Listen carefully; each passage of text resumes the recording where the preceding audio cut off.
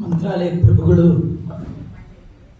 ಸಮಗ್ರ ರಾಮಾಯಣ ಪಾರಾಯಣ ಮಾಡಿದ ಫಲವನ್ನು ಸಜ್ಜನರಿಗೆ ಕೊಡುವ ಸಲುವಾಗಿ ಮೂಲ ರಾಮಾಯಣ ಹಾಗೂ ವಾಲ್ಮೀಕಿಗಳ 24,000 ಶ್ಲೋಕಗಳ ರಾಮಾಯಣ, ನಾರಾಯಣ ಪಂಡಿತಾಚಾರ್ಯರ ಸಂಗ್ರಹ ರಾಮಾಯಣ, ಮಧ್ವ ಗುರುಗಳ ತಾತ್ಪರ್ಯ ನಿರ್ಣಯದ ಎಲ್ಲ ಕಥೆಗಳನ್ನು ಸಂಗ್ರಹಾತ್ಮಕವಾಗಿ ಮಾಡಿ ಕೇವಲ 10 ಪದ್ಯಗಳಲ್ಲಿ ಸಮಗ್ರ ರಾಮಾಯಣವನ್ನು ಸೆರೆ ಹಿಡಿದು ನಮಗಾಗಿ ಕೊಟ್ಟಿದ್ದಾರೆ. ರಾಮಾಯಣದಲ್ಲಿ ಬರುವಂತಹ ಪ್ರತಿ ಪ್ರಸಂಗವನ್ನು ಕೂಡ ಕೆಲವೇ ಶ್ಲೋಕಗಳಲ್ಲಿ ವರ್ಣನೆ ಮಾಡುವಂತಹ ಅದ್ಭುತವಾದ ಒಂದು ಯಶೋಧ ದೇವಿಗೆ ಶ್ರೀಕೃಷ್ಣ ಪರಮಾತ್ಮ ತನ್ನ ಪುಟ್ಟ ಬಾಯಲ್ಲಿ 14 ಲೋಕಗಳ ಬ್ರಹ್ಮಾಂಡವನ್ನು ತೋರಿಸಿದಂತೆ 24,000 ಗ್ರಂಥಾತ್ಮಕವಾದ ಶ್ಲೋಕಗಳಿಂದ ಯುಕ್ತವಾದ ರಾಮಾಯಣವನ್ನು ಮಂತ್ರಾಲಯ ಪ್ರಭುಗಳು ತಮ್ಮ ಬುದ್ಧಿ ಕೌಶಲದಿಂದ ಕೇವಲ 10 ಪದ್ಯಗಳಲ್ಲಿ ಸಮಗ್ರ ಕಥಾಸಾರವನ್ನು ಸೆರೆ ಹಿಡಿದಿದ್ದಾರೆ.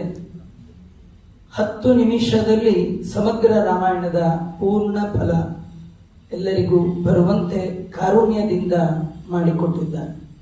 ಮಂತ್ರಾಲಯ ಪ್ರಭುಗಳನ್ನ ದುರ್ವಾದಿ ಧ್ವಾಂತರವಯೇ ವೈಷ್ಣವೇಂದಿ ವರೇಂದವೇ ಶ್ರೀ ರಾಘವೇಂದ್ರ ಗುರವೇ ನಮೋ ಅತ್ಯಂತ ದಯಾಲವೇ ಅಂತ ಕರೀತಾರೆ. ಅವರ ದಯಾಳುತ್ವವನ್ನು ನಾವು ಎಲ್ಲಿ ನೋಡಬಹುದು ಅಂದರೆ ಈ ಗ್ರಂಥಗಳಲ್ಲಿ ಅವರ ದಯಾಳುತ್ವವನ್ನು ನಾವು ನೋಡಬಹುದು. ಅಂತಹ 10 ಪದ್ಯಗಳಿಂದ ಯುಕ್ತವಾದ ಶ್ರೀ ರಾಮಚರಿತ ಈ ಒಂದು ಮಂಜರಿ ಅಂದರೆ ನಾನು ಮೊದಲೇ ಹೇಳಿದ ಹಾಗೆ ಇದು ಒಂದು ಸದಾ ಸರ್ವದ ಕುತ್ತಿಗೆಯಲ್ಲಿ ಗಲದ ಒಳಗೆ ಕಂಠದ ಒಳಗೆ ಭೂಷಣಪ್ರಾಯವಾಗಿ ಇರಬೇಕಾದಂತಹ ರಾಮನ ಗುಣಗಳ ಮಾಣಿಕ್ಯಗಳ ಮಂಜರಿ. ಇದನ್ನ ಒಮ್ಮೆ ನಾನು ಉಚ್ಚಾರ ಮಾಡ್ತೇನೆ, ನೀವು ಅದನ್ನ ಅನುಚ್ಚಾರ ಮಾಡಿ ಮಂತ್ರಾಲಯ ಪ್ರಭುಗಳ ಪರಮಾನುಗ್ರಹಕ್ಕೆ ಪಾತ್ರರಾಗಬಹುದು. ಶ್ರೀಮಾನ್ ವಿಷ್ಣು ಪ್ರಜಾತೋ ದಶರಥ ನೃಪತೆ ರಾಮನಾಮಾಥ ನೀತೋ ವಿಶ್ವಾಮಿತ್ರೇಣ ಮಂತ್ರಾಹೃತ್ ಅನುಜ ಸಹಿತಃ ತಾಟಕಾಂ ಘಾತಕೋಸ್ತ್ರಂ ಬ್ರಹ್ಮಾದ್ಯಂ ಪ್ರಾಪ್ಯ ಹತ್ವಾ ನಿಶಿಚರ ನಿಕರಂ ಯಜ್ಞಪಾಲೋ ವಿಮೋಚ್ಯ ಹಲ್ಯಾ ಶಾಪಂಚ ಭಂಕ್ತ್ವಾ ಶಿವಧನುರುಪಯನ್ जानकीं न प्रसीदेत् आयन् रामः सभार्यो ध्वनि निज सहजै भार्गवेश्वासरोषात् हत्वा तद्गं सुरारिं पुरगउतनुतः तापसै भूपपृष्ठैः कल्याणानन्तधर्मो अगुणलवरहितः प्राणिनाम् अन्तरात्मे इत्याद्युक्तश्चाभिषेके पुरजनमहितो मच्यतां मे वचोभिः कैकेयी प्रीतिहेतोः ससहज नृपजो ವಲ್ಕಲೀಯಾನರಣ್ಯಂ ಗಂಗಾ ತಾರಿ ಗುಹಾಚ್ಯಃ ಕೃತ ರುಚಿರ ಜಟೋ ಧೀಷ್ಪತೆ ಪುತ್ರಮಾನ್ಯಃ ತೀರ್ತ್ವಾ ಕೃಷ್ಣಾಂ ಪ್ರಯಾತೋ ವತು ನಿಜಮಮಲಂ ಚಿತ್ರಕೂಟಂ ಪ್ರಪನ್ನಂ ಸ್ವಾಂಬಾಭಿರ್ಭ್ರಾತರಂ ತಂ ಶ್ರುತಜನಕಗತಿಃ ಸಾಂತ್ವಯನ್ ಯುಕ್ತತೀರ್ಥಃ ದತ್ವಾಸ್ಮೈ ಪಾದುಕೆ ಸ್ವೇ क्षितिभरणकृतौ प्रेष्यतं काकनेत्रं यस्याराध्योऽत्रिनाम्ना वनमथ समितो दण्डकं तापसेष्टम् कुर्वन् हत्वा विराधम् खलकुलदमनम् याचितस्तापसाग्रैः तेषां दत्त्वा भयन् स्वान् असि धनुरिषुधीन् यानगस्याः सपायात् आसीन पञ्चवट्याम् अकुरुत विकृताम् राक्षसीं यो द्विसप्त प्रव्यादानप्यनेकान् अथ करमवधीत् दूषणं च त्रिशीर्षम् मारीचं मार्गरूपम् दशवदनहृताम् आकृतिं भूमिजाया अन्विष्यन् आर्तगृध्रम् स्वगतिमतनयन् मामवेत् घ्नन् कबन्धम् पम्पातीरं सगच्छन् कृतवसति भक्तितुष्टशबर्यैः तत्त्वा मुक्तिं प्रकुर्वन् हनुमत उदितं प्राप्त सुग्रीव सख्यः सप्तच्छित्वा ततालान् विधिवरबलिनो वालिभित् सूर्यसूनुं कुर्वाणो राज्यपालम् समवतु निवसन् माल्यवत्कन्दरेसौ नीत्वा मासान् कपीशान् इह दश हरितः प्रेष्य सीतां विचिन्त्य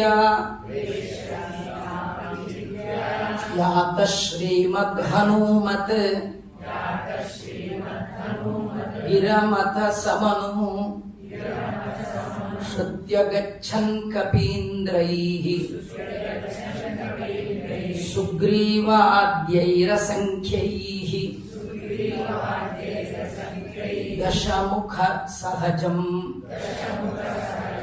मानयन् अब्धिवाच दैत्यघ्नस्येतुकारी रिपुपुररुदवेत् वानरैर्वैरिघाती भग्नं कृत्वा ದಶಾಸ್ಯಂ ಗುರುತರ ವಪುಷಂ ಕುಂಭಕರ್ಣಂ ನಿಹತ್ಯ ಪ್ರಧ್ವಸ್ತಾಶೇಷನಾಗಂ ಪದಕಮಲನತಂ ತಾರ್ಕ್ಷ್ಯಮಾನಂದ್ಯ ರಾಮಃ ಸರ್ವಾನ್ನುಜ್ಜೀವಯಂತಂ ಗಿರಿಧರಮನಘಃ ಆಂಜನೇಯಂ ಕಪೀನ್ ಸ್ವಾನ್ ವಿಜ್ಞಾನಾಸ್ತ್ರೇಣ ರಕ್ಷನ್ ಸಮವತು ದಮಯನ್ ಲಕ್ಷ್ಮಣಾಶಕ್ರಶತ್ರುಂ ಕ್ರವ್ಯಾದಾನ್ ಜ್ಞನ್ನ ಸಂಖ್ಯಾನ್ ಅಪಿ ದಶವದನಂ ಬ್ರಹ್ಮಃ ಪೂರ್ವೈ ಸುರೇಶೈಃ ಪುಷ್ಪೈರಾಕಿರ್ಯಮಾಣೋ ಹುತವಃ ವಿಮಲಾಂ ಆಪ್ಯ ಸೀತಾಂ ವಿಧಾಯ ರಕ್ಷೋನಾಥಂ ಸ್ವಭಕ್ತಂ ಸ್ವಪುರಮತಗತಃ ಪುಷ್ಪಕಸ್ತಃ ಸಮಸ್ತೈಃ ಸಾಮ್ರಾಜ್ಯೇ ಚಾಭಿಷಿಕ್ತೋ ನಿಜ ಜನಮಖಿಲಂ ಮಾನಯನ್ಮೇ ಗತಿ ಸ್ಯಾತ್ ರಕ್ಷನ್ ಕ್ಷೋಣೀಂ ಸಮೃದ್ಧಾಂ ನುತ ಉತ ಮುನಿಭಿಃ ಮಾನಯನ್ ವಾಯುಸೂನಂ ಪ್ರೇಷ್ಯಾದಿತ್ಯಾತ್ಮಜಾದೀನ್ ಯತನುತ ಭರತಂ ಯೌವರಾಜ್ಯೇನುಮಾನ್ಯಃ ಕಾರ್ಯೇ ಸೌಮಿತ್ರೆ ಮಾತ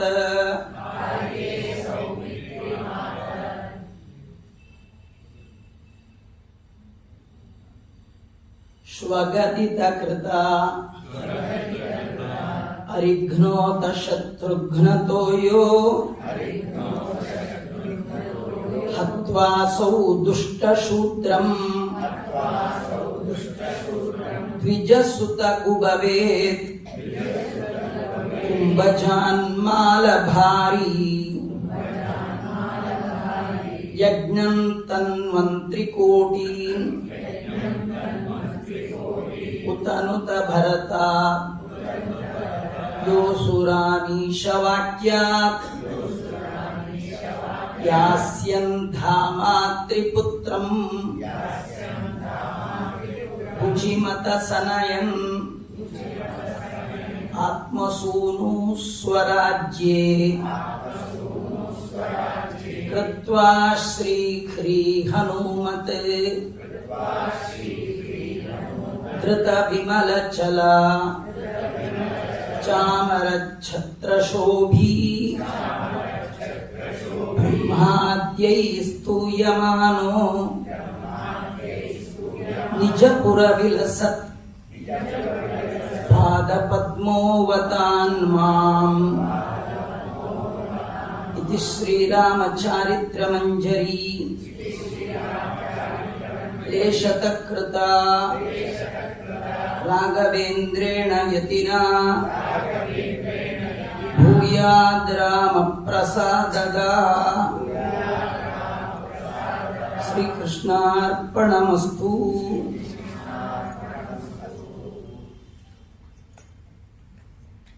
ಮೂರು ಲೋಕದ ಜನರ ಪಾಪವನ್ನ ಪರಿಹಾರ ಮಾಡುವಂತಹ ಈ ಗಂಗಾ ನದಿಯ ತಟದಲ್ಲಿ ಪ್ರಾತಸ್ಮರಣೀಯರಾದಂತಹ ಬನ್ನಂಜೇವರ ವಿಶ್ವ ನಮನ ಕಾರ್ಯಕ್ರಮದಲ್ಲಿ ಸೇರಿದ ನಾವೆಲ್ಲ ಇವತ್ತೇನು ಈ ರಾಮಚಾರಿತ್ರ ಮಂಜರಿಯ ಪಾರಾಯಣವನ್ನು ಮಾಡಿದ್ದೇವೆ, ಈ ಪುಣ್ಯವನ್ನ ಪುಣ್ಯಾತ್ಮರಿಗೆ ಅರ್ಪಣೆ ಮಾಡೋಣ ಅಂತ ಹೇಳ್ತಾ ರಾಮಕಥಾ ಆರಂಭ ಮಾಡ್ತಾ ಇದ್ದೇನೆ.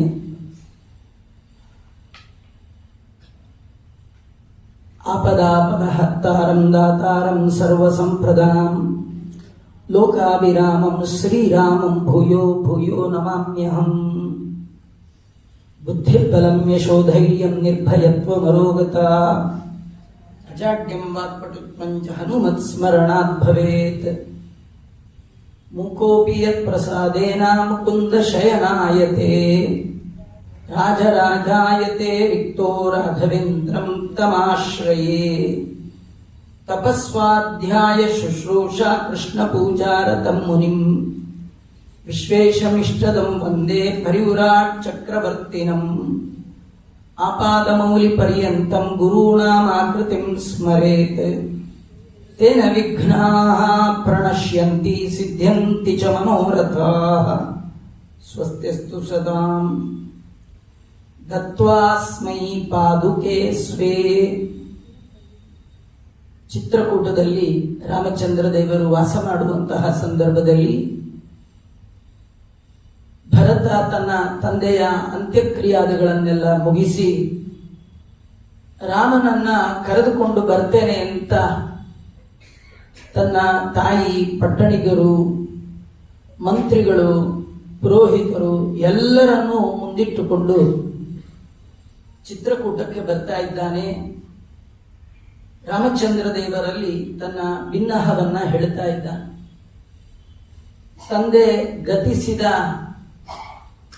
ಪರಿಯನ್ನು ವರ್ಣನೆ ಮಾಡಿದ್ದಾನೆ. ಹೇಳುವ ಮಾತುಗಳನ್ನೆಲ್ಲ ಹೇಳಿ ಮುಂದೆ ನಡೆಯಬೇಕಾದ್ದು ಅದನ್ನ ಬಿನ್ನಹ ಮಾಡಿಕೊಳ್ತಾ ಹೇಳ್ತಾ ಇದ್ದಾನೆ. ನನ್ನ ತಾಯಿ ತುಂಬಾ ದೊಡ್ಡ ತಪ್ಪನ್ನ ಮಾಡಿದ್ದಾಳೆ. ತಾಯಿ ಮಾಡಿದ ತಪ್ಪಿಗಾಗಿ ನಾನು ನಿನ್ನಲ್ಲಿ ಪ್ರಾರ್ಥನೆ ಮಾಡ್ತಾ ಇದ್ದೇನೆ, ಕ್ಷಮ ಮಾಡಿಬಿಡು. ಈ ರಾಜ್ಯದ ರಕ್ಷಣೆ ಕ್ಷತ್ರಿಯರಿಗೆ ಆದ್ಯ ಕರ್ತವ್ಯ. ಬೇಕಾದಷ್ಟು ಕೆಲಸಗಳಿದ್ರು ಭಗವಂತ ಒಬ್ಬೊಬ್ಬರಿಗೆ ಒಂದೊಂದು ಕರ್ಮವನ್ನ ಕರ್ತವ್ಯ ಅಂತ. ಕರ್ತವ್ಯ ಅಂದ್ರೆ ಮಾಡದೇ ಇದ್ರೆ ಯಾವುದು ಪಾಪವನ್ನ ತಂದು ಕೊಡುತ್ತೋ ಅಂತ ಕರ್ಮಗಳನ್ನ ಕರ್ತವ್ಯ ಅಂತ ಕರೀತಾರೆ. ನಾವು ಯಾವ್ಯಾವುದೋ ಬಗೆಯ ಪೂಜೆಯನ್ನ ಮಾಡಿ ಭಗವಂತನ ಅನುಗ್ರಹವನ್ನ ಜೀವನದಲ್ಲಿ ಪಡೀಲಿಕ್ಕೆ ಸಾಧ್ಯ ಇಲ್ಲ. ಭಗವಂತ ಹೇಳ್ತಾನೆ, ನೀವು ನನ್ನ ಅನುಗ್ರಹ ಪಡಿಬೇಕಂದ್ರೆ ಸ್ವಕರ್ಮಣ ತಮಭ್ಯರ್ಚ ಸಿದ್ಧಿಂ ವಿಂದತಿ ಮಾನವ. ಇದು ಯಾರಿಗೋ ಒಬ್ಬರಿಗೆ ಹೇಳಿದ್ದಲ್ಲ, ಇಡೀ ಮನುಕುಲಕ್ಕೆ ಭಗವಂತ ಕೊಟ್ಟಂತಹ ದಿವ್ಯವಾದ ಸಂದೇಶ. ಆತ ಹೇಳ್ತಾನೆ, ಪ್ರತಿಯೊಬ್ಬ ಮನುಷ್ಯ ಅವನ ವರ್ಣ ಮತ್ತು ಆಶ್ರಮಕ್ಕೆ ವಿಹಿತವಾದ ಕರ್ಮವನ್ನ ಪ್ರಾಮಾಣಿಕ ಬುದ್ಧಿಯಿಂದ ಮಾಡಿ, ಇದು ಪರಮಾತ್ಮನ ಪೂಜೆ ಅಂತ ಯಾರು ಆ ಭಗವಂತನ ಅಡಿದಾವರೆಗಳಲ್ಲಿ ಕರ್ಮ ಅನ್ನುವ ಯಜ್ಞವನ್ನ ಅರ್ಪಣೆ ಮಾಡ್ತಾರೆ, ಅವರಿಗೆ ನಾನು ಅನುಗ್ರಹ ಮಾಡುತ್ತೇನೆ. ಹಾಗೆ ಒಂದೊಂದು ವರ್ಣದವರಿಗೆ ಒಂದೊಂದು ಕರ್ಮವನ್ನ ಹೇಳುವಾಗ ಕ್ಷತ್ರಿಯರಿಗೆ ಹೇಳಿರ್ತಕ್ಕಂತಹ ಕರ್ಮ ರಾಜ್ಯದ ರಕ್ಷಣೆ.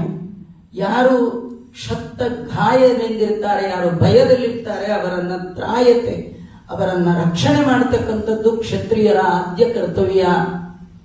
ಹಾಗಾಗಿ ಯಾವುದೋ ಒಂದು ಕಾರಣವನ್ನ ಹೇಳಿ ರಾಜ್ಯ ಪರಿಪಾಲನೆಯನ್ನ ಬಿಟ್ಟು ಮುನಿಗಳ ಮಧ್ಯದಲ್ಲಿ ಮುನಿಗಳ ವೇಷದಂತೆ ನೀನು ಇಲ್ಲಿ ಸಂಚಾರ ಮಾಡುವಂಥದ್ದು ಇದು ಸ್ವಲ್ಪವೂ ಕೂಡ ಸೂಕ್ತ ಅಲ್ಲ.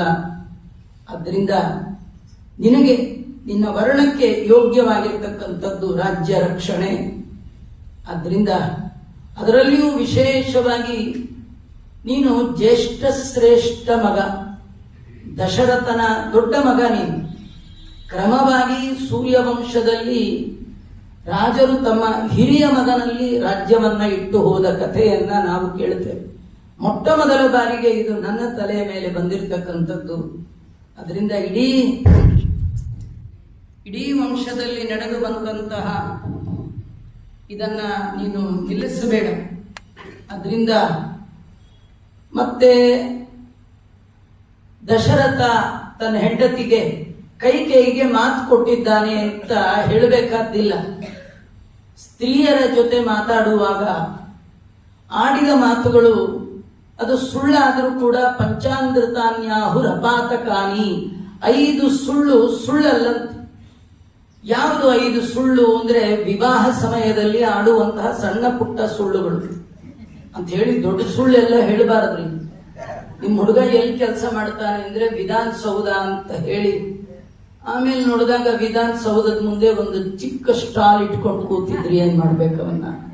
ಆ ತರದ್ದೆಲ್ಲ ಹೇಳಬಾರ್ದು. ಏನೋ ಪ್ಯಾಕೇಜ್ ಅಲ್ಲಿ ಒಂದ್ ಸ್ವಲ್ಪ ಹೆಚ್ಚು ಕಮ್ಮಿ ಇದ್ರೂ ಕೂಡ ನಡೆದು ಹೋಗುತ್ತೆ. ಆದ್ರೆ ಗೋತ್ರವನ್ನೇ ಸುಳ್ಳು ಹೇಳಿ, ಇನ್ನೇನೋ ಸುಳ್ಳು ಹೇಳಿ ಇಂಥ ಮದುವೆಗೆಲ್ಲ ಹೇಳಿಲ್ಲ. ಆಮೇಲೆ ನರ್ಮ ವಾಕ್ಯೇಶು, ಏನಾದ್ರೂ ಹಾಸ್ಯಕ್ಕೆ ಮಾತಾಡುವಾಗ ತುಟಿ ಜಾರಿ ಒಂದು ಮಾತು ಬಂದಿದ್ರೆ ಅದನ್ನ ಸತ್ಯತ್ವೇನ ನಾವು ಸ್ವೀಕಾರ ಮಾಡಬೇಕು ಅಂತಿಲ್ಲ. ಕೋಪದಲ್ಲಿ ಆಡಿದ ಮಾತುಗಳಿಗೆ ಸತ್ಯಾಸತ್ಯತೆಯನ್ನ ವಿವೇಚನೆ ಮಾಡಬೇಕಾದಿಲ್ಲ. ಪ್ರಾಣ ಸಂಕಟದಲ್ಲಿ ಏನಾರು ಆಡಿದ ಮಾತು ಸುಳ್ಳಾದ್ರೆ ಅದೇನು ದೊಡ್ಡ ಅಪರಾಧ ಅಲ್ಲ. ಒಬ್ಬರಿಗೆ ವೃತ್ತಿಗೋಸ್ಕರವಾಗಿ, ವೃತ್ಯರ್ಥೆ ಪ್ರಾಣ ಸಂಕಟೆ, ವೃತ್ತಿ ಅವರಿಗೆ ನೀವು ಹೇಳುವ ಮಾತಿನಿಂದ ಒಂದು ವೃತ್ತಿ ಕಲ್ಪನೆ ಆಗತ್ತೆ, ಇಡೀ ಜೀವನಕ್ಕೆ ಅವ್ರಿಗೊಂದು ಆಧಾರ ಆಗತ್ತೆ ಅಂತ ಆದ್ರೆ ಅಲ್ಲಿ ಹೇಳುವ ಸುಳ್ಳುಗಳು ಸುಳ್ಳಲ್ಲ. ನೀನು ಸ್ತ್ರೀಯಲ್ಲಿ ಆಡಿದ ಮಾತು ಇದು ಶಾಸ್ತ್ರದ ಆಧಾರ ಇದೆ, ಅದರಿಂದ ಏನು ರದ್ದುಪಡಿಸಬಹುದು, ತಂದೆಯೇ ಅದನ್ನ ರದ್ದುಪಡಿಸಬಹುದು. ಆ ವರ ಕೊಟ್ಟ ಮೇಲೆ ತಂದೆ ಪಶ್ಚಾತ್ತಾಪ ಪಟ್ಟಿದ್ದಾನೆ, ನಾನು ಯಾಕಾದ್ರೂ ಈ ವರ ಕೊಟ್ನೋ ಅಂತ. ಹೀಗಾಗಿ ನಿಜವಾಗಿ ತಂದೆಗೆ ಈ ವರದ ಒಳಗೆ ಸಮ್ಮತಿ ಇಲ್ಲ, ಏನೋ ಬೈ ಮಿಸ್ಟೇಕ್ ಕೊಟ್ಬಿಟ್ಟಿದ್ದಾನೆ. ಆದ್ರಿಂದ ತಂದೆಯ ಆ ವರವನ್ನ ರದ್ದುಗೊಳಿಸಬಹುದು. ಪಶ್ಚಾತ್ತಾಪ ಪಟ್ಟ ಮೇಲೆ ನಾವೇ ಬೇಕಾದರೂ ಅದನ್ನ ರದ್ದುಪಡಿಸಬಹುದು. ಹಾಗಾಗಿ ತಂದೆಯ ಮಾತನ್ನ, ತಂದೆಯ ವರವನ್ನ ಗೌರವಿಸಬೇಕು ಅಂತ ಹೇಳಿ ನೀನು ರಾಜ್ಯವನ್ನ ಪರಿತ್ಯಾಗ ಮಾಡತಕ್ಕಂಥದ್ದು ಸ್ವಲ್ಪವೂ ಸರಿಗಿಲ್ಲ ಅಂತ ಅನೇಕ ರೀತಿಯಿಂದ ಹೇಳ್ತಾರೆ. ಅವನು ಹೇಳುವ ಎಲ್ಲ ಮಾತಿಗೆ ಸಮಂಜಸ ಉತ್ತರವನ್ನ ರಾಮ ಕೊಟ್ಟಾಗ ಭರತ ಹೇಳ್ತಾ ಇದ್ದಾನೆ, ನೀನೇನಾದ್ರೂ ತಂದೆ ಮಾತು ನಡೆಸಲೇಬೇಕು ಅಂತ ಹಠ ಹಿಡಿಯೋದಾದ್ರೆ, ಭರತ ಅಂತಾನೆ ಅಣ್ಣ ತಮ್ಮಂದರಲ್ಲಿ ಯಾರು ಯಾವ ಕೆಲಸ ಮಾಡಿದ್ರೆ, ಹಾಗಾಗಿ ನಾರುಡೆ ಹುಟ್ಟು 14 ವರ್ಷ ನಿನ್ ಬದಲಿ ನಾನು ವನವಾಸ ಮಾಡ್ತೇನೆ, ನಿನ್ನ ಬದಲಿ ವನವಾಸವನ್ನ ನಾನು ಮಾಡ್ತೇನೆ, ನನ್ನ ಬದಲಿ ನೀನು ಪಟ್ಟಾಭಿಷಿಕ್ತನಾಗಿ ರಾಜ್ಯದ ರಕ್ಷಣೆ ಮಾಡು ಅಂತ ಹೀಗೆ ಕೇಳ್ಕೊಳ್ತಾ ಇದ್ದ. ಅದಕ್ಕೂ ರಾಮ ಒಪ್ತಾ ಇಲ್ಲ. ಕಡೆಗೆ ಭರತ ಹೇಳ್ತಾ ಇದ್ದಾನೆ, ಇದು ನನ್ನದು ಅಂತ ರಾಜ್ಯ ಈಗ ಆಗಲೇ ಆಗಿದೆ, ನನ್ನದಾದ ಈ ರಾಜ್ಯವನ್ನ ನಾನು ನಿನಗೆ ಕೃಷ್ಣಾರ್ಪಣ ಪೂರ್ವಕವಾಗಿ ಕೊಡ್ತಾ ಇದ್ದೇನೆ, ಸಂತೋಷದಿಂದ ಕೊಡ್ತಾ ಇದ್ದಾನೆ, ಈಗಲಾರು ಸ್ವೀಕಾರ ಮಾಡು. ಏನು ಹೇಳಿದ್ರು ಒಪ್ತಾ ಇಲ್ಲ. ಕಡೆಗೆ ಹೇಳ್ತಾ ಇದ್ದಾನೆ, ನೀನು ಯಾವುದಕ್ಕೂ ಒಪ್ಪದೇ ಇದ್ದರೆ ನಾನು ವನವಾಸದಲ್ಲಿ ನಿನ್ನ ಒಟ್ಟಿಗೆ ಇದ್ದು ಬಿಡ್ತೇನೆ, ಇದಕ್ಕಾದ್ರೂ ಅನುಮತಿ ಕೊಡು. ಕೊಡ್ಲಿಲ್ಲ ಅಂತ ಆದ್ರೆ ನಿನ್ನ ಪಾದದಲ್ಲಿ ಪ್ರಾಯೋಪವೇಶವನ್ನ ಮಾಡ್ತೇನೆ, ಅನಶನ ವ್ರತ ಮಾಡಿ ದೇಹತ್ಯಾಗ ಮಾಡ್ತೇನೆ ಅಂತ ಹೇಳಿ ದರ್ಬೆಯನ್ನ ತೆಗೆದುಕೊಂಡು ಬಂದು ರಾಮಚಂದ್ರ ದೇವರ ಪಾದದ ಅಡಿಯಲ್ಲಿ ಹಾಸಿ ತಾನು ಅಲ್ಲೇ ಮಲಗುತ್ತಾ ಇದ್ದಾನೆ. ರಾಮದೇವರ ಆ ಮಂಗಳಮಯವಾದ ಮೂರ್ತಿಯನ್ನ ಹೃದಯದಲ್ಲಿ ಸ್ಮರಣೆ ಮಾಡ ಭಕ್ತಿಯಿಂದ ಭರಿತನಾದ ಭರತ ರಾಮನ ಪಾದದಲ್ಲಿ ಅಂಗಲಾಚಿ ಬೇಡುತ್ತಾ ಇದ್ದಾನೆ. ಏನು ಮಾಡಿದ್ರು ರಾಮನ ಮನಸ್ಸು ಕರಗಲಿಲ್ಲಂತೆ. ಅಂದ್ರೆ ಅವನು ಸತ್ಯ ಸಂಕಲ್ಪ, ಒಮ್ಮೆ ಭಗವಂತ ತಾನು ಏನನ್ನ ಸಂಕಲ್ಪ ಮಾಡಿದ್ದಾನೆ ಅದರಂತೆ ನಡೆಯುವಂಥದ್ದು. ಆ ಸಂದರ್ಭದಲ್ಲಿ ವಸಿಷ್ಠರು ಮುಂದುವರಿಸಿ ಹೇಳ್ತಾ ಇದ್ದಾರೆ, ಇಷ್ಟು ಕೇಳ್ತಾ ಇರುವ ಭರತನನ್ನ ನಿರಾಶೆ ಮಾಡಬೇಡ, ನೀನು ರಾಜ್ಯವನ್ನ ನೋಡ್ಕೊಳ್ಳಿಕ್ಕೆ ಬರೋಲ್ಲ ಅಂತಾದ್ರೂ ನಿನ್ನ ಪಾದಕೆಗಳನ್ನಾದ್ರೂ ಕೊಡು ಅಂತ ಹೇಳ್ತಾ ಇದ್ದ. ಆ ಸಂದರ್ಭದಲ್ಲಿ ರಾಮಚಂದ್ರ ದೇವರು ದತ್ವಾಸ್ಮೈ ಪಾದುಕೆ ಸ್ವೇ, ಸುವರ್ಣಮಯವಾದ ಪಾದುಕೆಗಳನ್ನ ಭರತನಿಗೆ ಕೊಟ್ಟಿದ್ದಾನೆ. ಇಲ್ಲಿ ನಮಗೊಂದು ಆಶ್ಚರ್ಯ, ರಾಮದೇವರು ನಾರುಡೆ ಹುಟ್ಟು ಬಂದವರು ಬಂಗಾರದ ಪಾದಕೆ ಎಲ್ಲ ಹಾಕೊಂಡು ಬಂದ್ರು, ಅವ್ರೇನಾರು ಕಾಣದೆ ಹಾಕೊಂಡ್ ಬಂದಿದ್ರು ಕೈಕೇಯಿ ಬಿಡ್ತಿದ್ಲ. ಕೈಕೇಯಿ ಹೆಂಡತಿ ಉಟ್ಕೊಂಡು ಸೀರೆನೆ ಬಿಚ್ಚಿ ನಾರು ಮಡಿ ಉಡು ಅಂತ ಹೇಳುವಂತಹವಳು ಬಂಗಾರದ ಪಾದುಕೆಯನ್ನ ರಾಮ ಹೊತ್ತು ತಂದ ಹೇಳಲಿಕ್ಕೆ ಬರೋಲ್ಲ. ಹಾಗಾದ್ರೆ ಎಲ್ಲಿಂದ ಬಂತಿದ್ದು?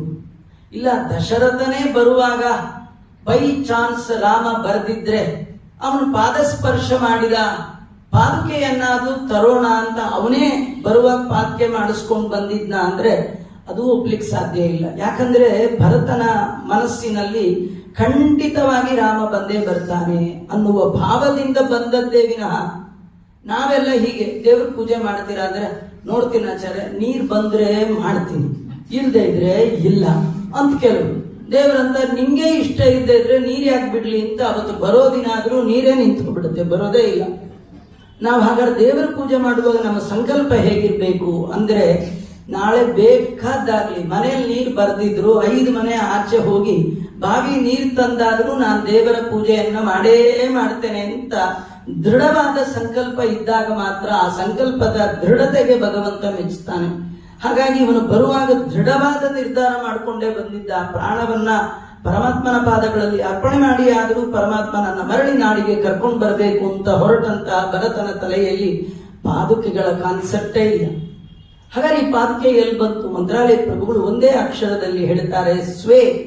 ಸ್ವೇ ಅಂದ್ರೆ ಸ್ವಂತ ಅಂತ. ಸ್ವಂತ ಅಂದ್ರೆ ಇದು ರಾಜ್ಯದಿಂದ ತಂದದ್ದು ಅಲ್ಲ, ರಾಮ ಹಾಕೊಂಡು ಬರುವಾಗ ಕೊಟ್ಟದ್ದು ಅಲ್ಲ, ತನಗಿಂತಲೂ ಅಭಿನ್ನವಾದ ಪಾದುಕೆಗಳನ್ನ ಕೊಟ್ಟಂತೆ. ಏನು ಅಭಿನ್ನ? ಭಗವಂತನ ಪಾದುಕೆಗಳಿಗೂ ಭಗವಂತನಿಗೂ ಏನು ವ್ಯತ್ಯಾಸ ಇಲ್ಲಂತೆ. ವಿಷ್ಣುರೇವ ಸ್ವರೂಪಾಣಾಂ ತದ್ಗುಣಾನಾಂ ತಥೈವ ಚ ತಥೈವ ಶಿರ ಆದೀನಾಂ ನೈವ ಭೇದೋಸ್ತಿ ಕಶ್ಚನ. ಭಗವಂತ ತನ್ನ ಸ್ವರೂಪಭೂತವಾದ ಪಾದುಕೆಗಳನ್ನು ಕೊಟ್ಟಂತೆ. ಇಲ್ಲದೆ ಇದ್ರೆ ಒಂದು ಮರದ ಪಾದುಕೆಯೋ ಒಂದು ಬಂಗಾರದ ತುಂಡೋ 14 ವರ್ಷ ರಾಮನಿಲ್ಲದ ರಾಜ್ಯವನ್ನ ಸುಭಿಕ್ಷವಾಗಿ ನೋಡಿಕೊಳ್ಳುವ ತಾಕತ್ತು ಒಂದು ಉಡ್ಗೋ ಒಂದು ಲೋಹಕ್ಕೆ ಬರ್ಲಿಕ್ಕೆ ಸಾಧ್ಯ ಇಲ್ಲ. ರಾಮನೇ ಪಾದುಕೆಯ ರೂಪದಲ್ಲಿ ಭಕ್ತನ ಮಾತಿಗೆ ಮೆಚ್ಚಿ ಅವನ ಹಿಂದೆ ಹೋಗಿದ್ದಾನೆ. ಇವತ್ತೆಷ್ಟೋ ಜನ ನಾವು ರಾಯರ ಪಾದುಕೆಯನ್ನ ಮನೆಯಲ್ಲಿ ಇಟ್ಕೊಂಡು, ರಾಯರ ಫೋಟೋ ಇಟ್ಕೊಂಡು, ರಾಯರೇ ಇದ್ದಾರೆ ಅವರ ಗ್ರಂಥವನ್ನ ಇಟ್ಟು ಅವರೇ ಇದ್ದಾರೆ ಎನ್ನುವ ಭಾವ ನಿಮಗೆ ಬರೋದಾದ್ರೆ, ಸ್ವಯಂ ಭಕ್ತಿಯಿಂದ ಭರಿತನಾದ ಭರತನಿಗೆ ಕೊಟ್ಟ ಪಾದುಕೆಯಲ್ಲಿ ರಾಮ ಸ್ವಯಂ ತಾನೇ ಅವನಿಂದ ಹೊರಟಿದ್ದಾನೆ ಎನ್ನುವ ವಿಷಯವನ್ನ ತಿಳಿಸಿಕೊಡ್ತಾ ಇದ್ದಾರೆ. ಪಾದುಕೆಯನ್ನ ಸ್ವೀಕಾರ ಮಾಡಿದ ಭರತ ಮಾಡಿದ ಅದ್ಭುತವಾದ ಪ್ರತಿಜ್ಞೆಗಳು ರಾಮಾಯಣದಲ್ಲಿ ನಮ್ಮನ್ನು ರೋಮಾಂಚನಗೊಳಿಸುತ್ತೆ. ರಾಮ ಹೇಳ್ತಾನೆ, ಭರತ ಹೇಳ್ತಾ ಇದ್ದಾನೆ, ರಾಮ ನೀನು ಬರುವ ತನಕ ನಾನು ನಾಡನ್ನ ಪ್ರವೇಶ ಮಾಡೋಲ್ಲ ಅಂತ. ತುಂಬಾ ಒಳ್ಳೆ ಕಥೆ ಇದು, ಆಧ್ಯಾತ್ಮ ಚಿಂತನೆಗೆ ಬೇಕಾದಂತಹ ಕಥೆ. ರಾಮ ದೇವ, ಭರತ ಜೀವ. ನಾಡು ಈ ಬಾಡಿ ಒಳಗೆ ದೇವರು ಬರದೆ ಜೀವ ಒಳಗೆ ಹೋಗಿ ಏನ್ ಮಾಡ್ಬೇಕು? ಜೀವ ಒಳಗಿದ್ರೆ ಅದು ಭಗವಂತ ಇದ್ರೆ ಈ ಜೀವನಿಗೊಂದು ಬೆಲೆ. ಅದಕ್ಕೆ ಅವನು ಹೇಳ್ತಾನೆ, ನೀನು ಬರುವ ತನಕ ನಾನು ಒಳಗೆ ಪ್ರವೇಶ ಮಾಡೋಲ್ಲ ಅಂತ.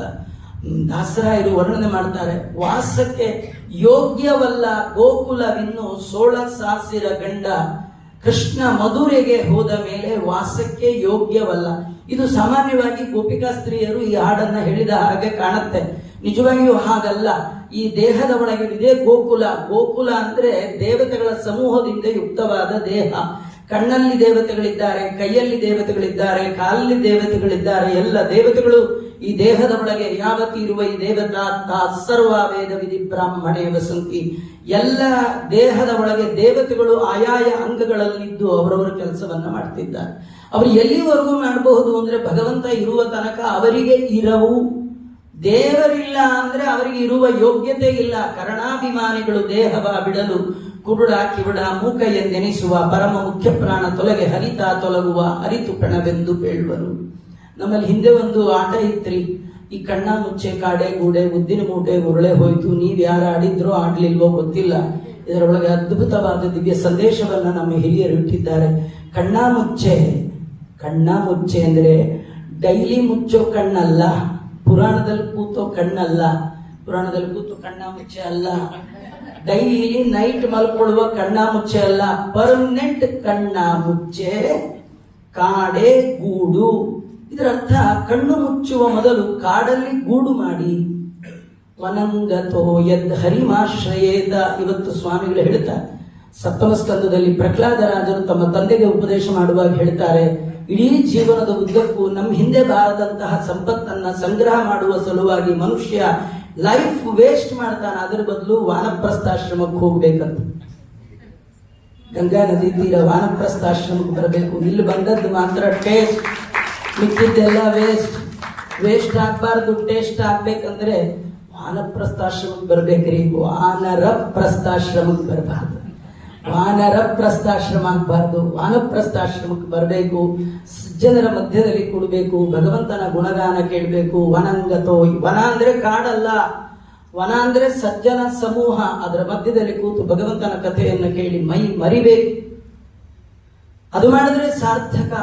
ಇಲ್ಲ ಅಂತ ಆದ್ರೆ ಏನ್ ಪ್ರಯೋಜನ? ಆದ್ರಿಂದ ರಾಮಚಂದ್ರ ದೇವರು ಪಾದುಕೆಯನ್ನ ಕೊಟ್ಟು ಕಳಿಸಿದಾಗ ನಾವಿಲ್ಲಿ ಆ ಕಥೆ ಒಳಗೆ ಹೇಳಿದ ಕಾಡೆಗೂಡು ಅಂದ ಕಣ್ಣು ಮುಚ್ಚಕ್ ಮುಂಚೆ ಕಾಡಲ್ಲಿ ಒಂದು ಗೂಡು ಮಾಡ್ಕೊಳ್ಳಿ, ಆ ಗೂಡು ನಿಮ್ಗೆ ಗೂಡನ್ನ ಕೊಡುತ್ತೆ. ಅಲ್ಲಿದೆ ನಿಮ್ಮ ಮನೆ, ಇಲ್ಲಿ ಬಂದಿರೋದು ಸುಮ್ಮನೆಯಿಂದ ನಿಮ್ಮ ಮನೆಗೆ ಹೋಗ್ಬೇಕಾದ್ರೆ, ನಿಮ್ ಗೂಡ್ಗೆ ಹೋಗ್ಬೇಕಾದ್ರೆ ಇಲ್ಲೊಂದು ಗೂಡು ಮಾಡ್ಕೊಳ್ಬೇಕು. ಯಾವ ಗೂಡೋದು? ಕಾಡನ್ನೇ ಗೂಡು ಮಾಡ್ಕೊಳ್ಬೇಕು.